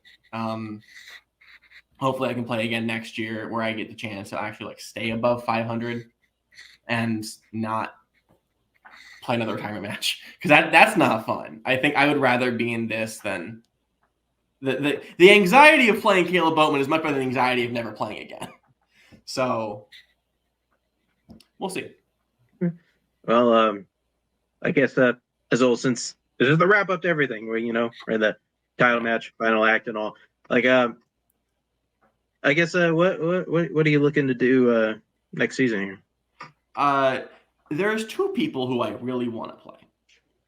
Nick Carley, who I think's on a pretty decent run so far. I'm curious how I could do against not like a rookie next season, but like still like rookie-ish. And I think me and like Matthew Chen, very similar knowledge bases. So I'm curious, like in that battle of like 51-49 in terms of like the kind of shit we know, how it end up. I guess you're Kaiser in the chat made me laugh. Yeah, I guess Matthew is a hunky boy on the record. So is Dylan. Thank you. Wrap that shit. We'll do our best to help you get Chen. That's see. All right. So we'll say goodbye to you and bring in Robert. Yeah, Robert, or as our third place finisher, Kaiser. Robert, you kind of got stuck with Oscars there in round number 2. I think you probably you navigated through it honestly pretty well. Figure out kind of strategically get extra time, and then clearly you boned up on the deep cuts, got yourself back in the match, and just you kind of got tripped up. Just didn't get the questions you kind of wanted around number 5, but otherwise, how do you feel about the match? Yeah, I actually studied Oscars, or I tried, but trying to do the deep cuts and that 96 years of Oscar trivia was hard. I didn't get there, but I was happy to not give up too many steals. And then, I had weird delusions that I could stay in it after round 3. It was set up for me with the best category I could get without in those 4 in round 4, and I only got 1. So it's my fault. And then, I just crapped the bed hard on in round 5. The Westerns question I didn't know anyway, so that wouldn't have mattered. And I never watched From Hell. I don't care about that. So I'm happy that I don't take a loss. That's cool. I think I ended the season like 6-1 or 7-1, and that's pretty good. I'll take that any day of the week. Like I said, the legacy is that for this year is that I got to play in title matches in both leagues, and I think that's pretty good. Considering people don't, I think people still see me as a Fandom player who meddles in this as opposed to just a general 50-50 player. So I'm happy overall. Yeah. What I would say is, don't look up. I regretted watching it. Missing a question from it is fine. From Hell, I've seen it. It's not much. It's a movie. Yeah. I think you can rest easy missing questions from those movies because those movies are like, terrible. But yes, Robert is here, and the fact that he's here, honestly, I think speaks for itself. It's an achievement. Like look at his like a run here. I don't think a lot of people would have expected him to be here. No. So yeah, I think Robert should be proud, and I know that I am proud of him. Thank you, buddy. I don't know if I agree with that. We've seen Robert play pretty well in other general movie trivia leagues. So, oh, that's true. You being here in the championship match completely makes sense. But at least in multiplex, yeah, in a world where Dylan was a champion, bastard. What are you looking to do next year, Robert? Just give me a quick little tidbit. I think I'm 4 over 500. I think is what I'm at this point. I think that's what I'm at. Because I think if I won this, I would have been that same record in Fandom singles and Melee singles, which would have been funny as hell. No, just not stray close to the 500 line. I mentioned Chen as well after the tournament, so I don't want to do that. I don't know. I don't know who's up here who I haven't played already. Because everybody you can call Jack. You can call Jack. No, he has to get to my level. So good luck. That's fair. Yeah.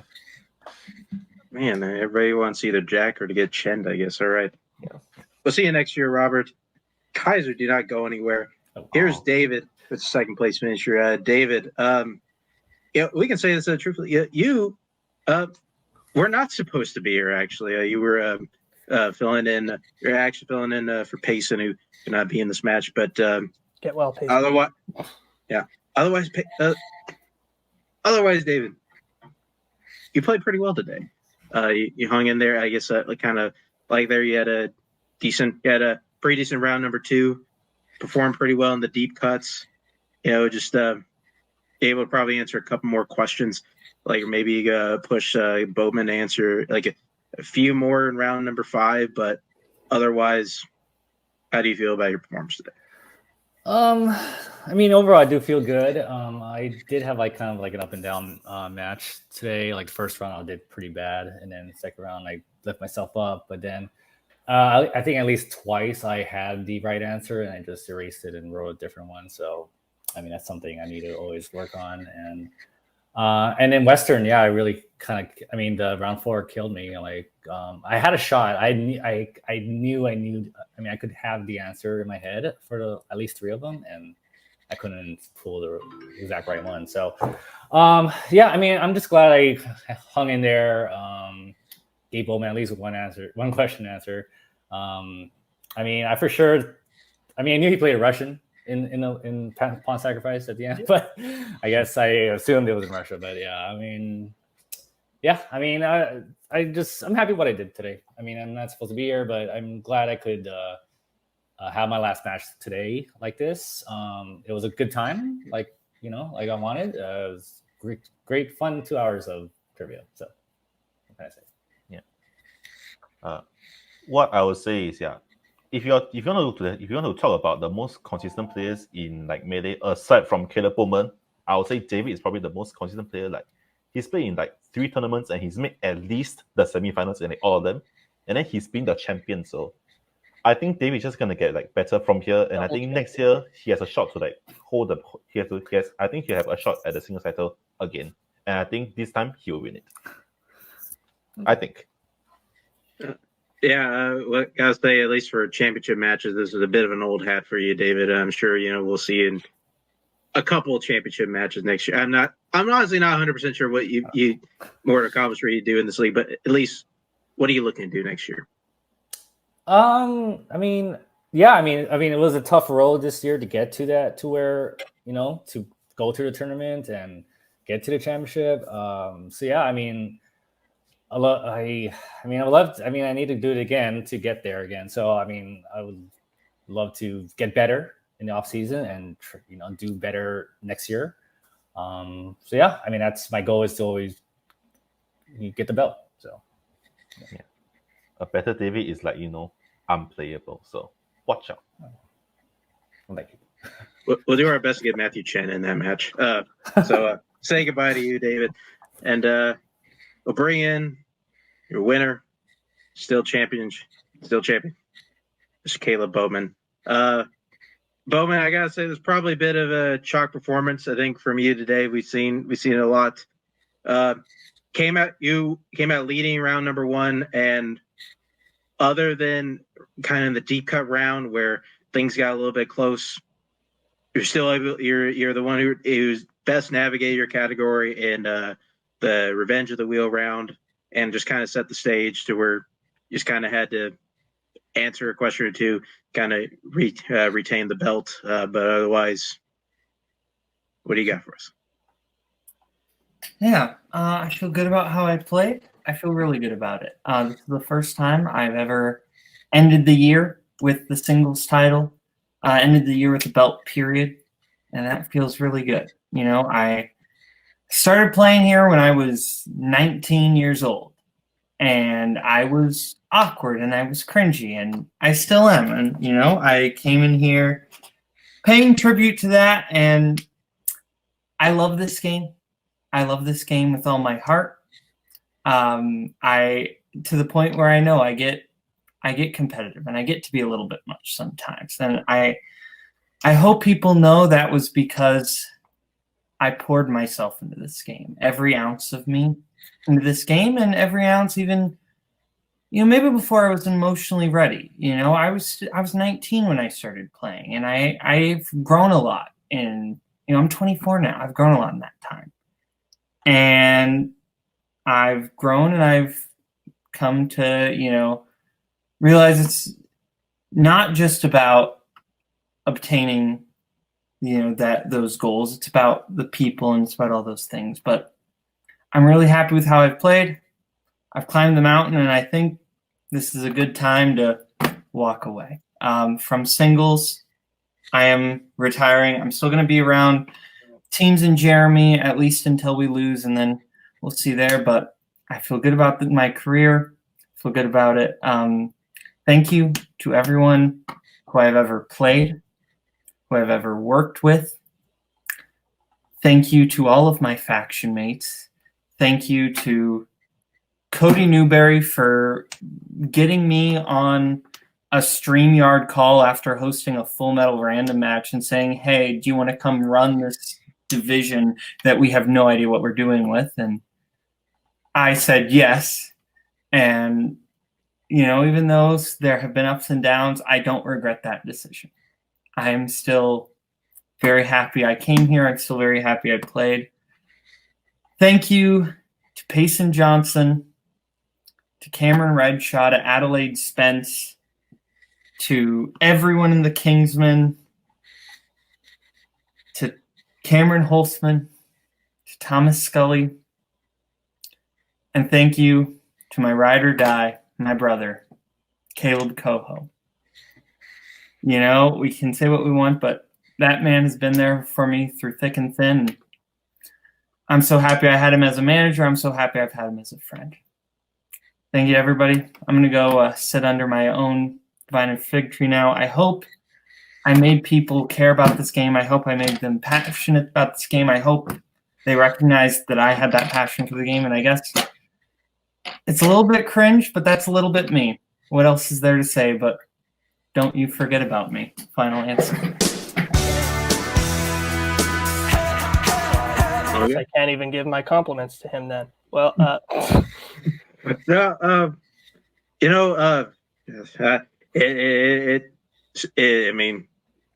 really, really strange thing, but I guess that's it. Bowman's driving tough and shit. Bowman's been here for a really long time. Yes. And he certainly made a stamp on this league. Everybody knows him. Everybody. There were a bunch of people, or at least Spence here, has kind of made it clear nobody really likes to play Bowman because he's so good. But he always brought the best out of everybody. I know at the very least, and at least as far as competitive wise, and there's probably going to be at least a bit of a hole in this league. At least probably, and if anything, probably to call up new blood, call up new mainstays. But no, at least here singles. Well, Mr. Bowman, got anything else, Dylan? Yeah, thank you, Kaleb Bowman, and thank you to everyone else in this match for making it a great one. This was a lot of fun. Yeah, guys. After that, we have been here for a very, very long time. It's also in our season in the event final act. I have no idea where this is going to be. It should be at the end. But I don't know. I don't make those calls. But reiterate Dylan said, thank you, everybody. Thank you, everybody here at Multiplex. Just be well. Sign us off. Goodbye.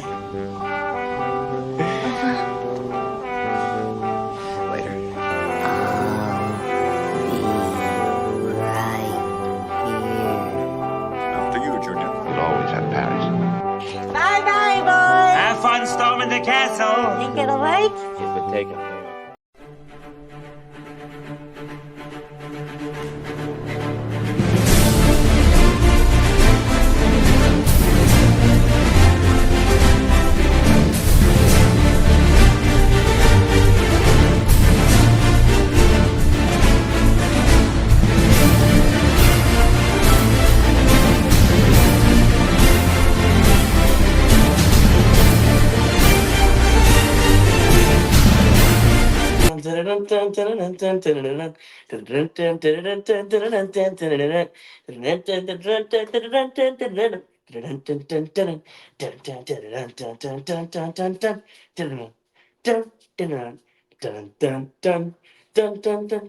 What are you doing?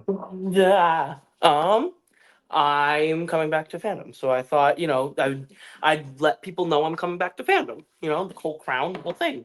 So am I. So is everybody. I left the champion, so it's a big deal, right? Yeah, it's me. It really isn't. You got carried to a title on a picture that didn't matter. You say tomato, I say potato. Well, stop it. You're embarrassing yourself.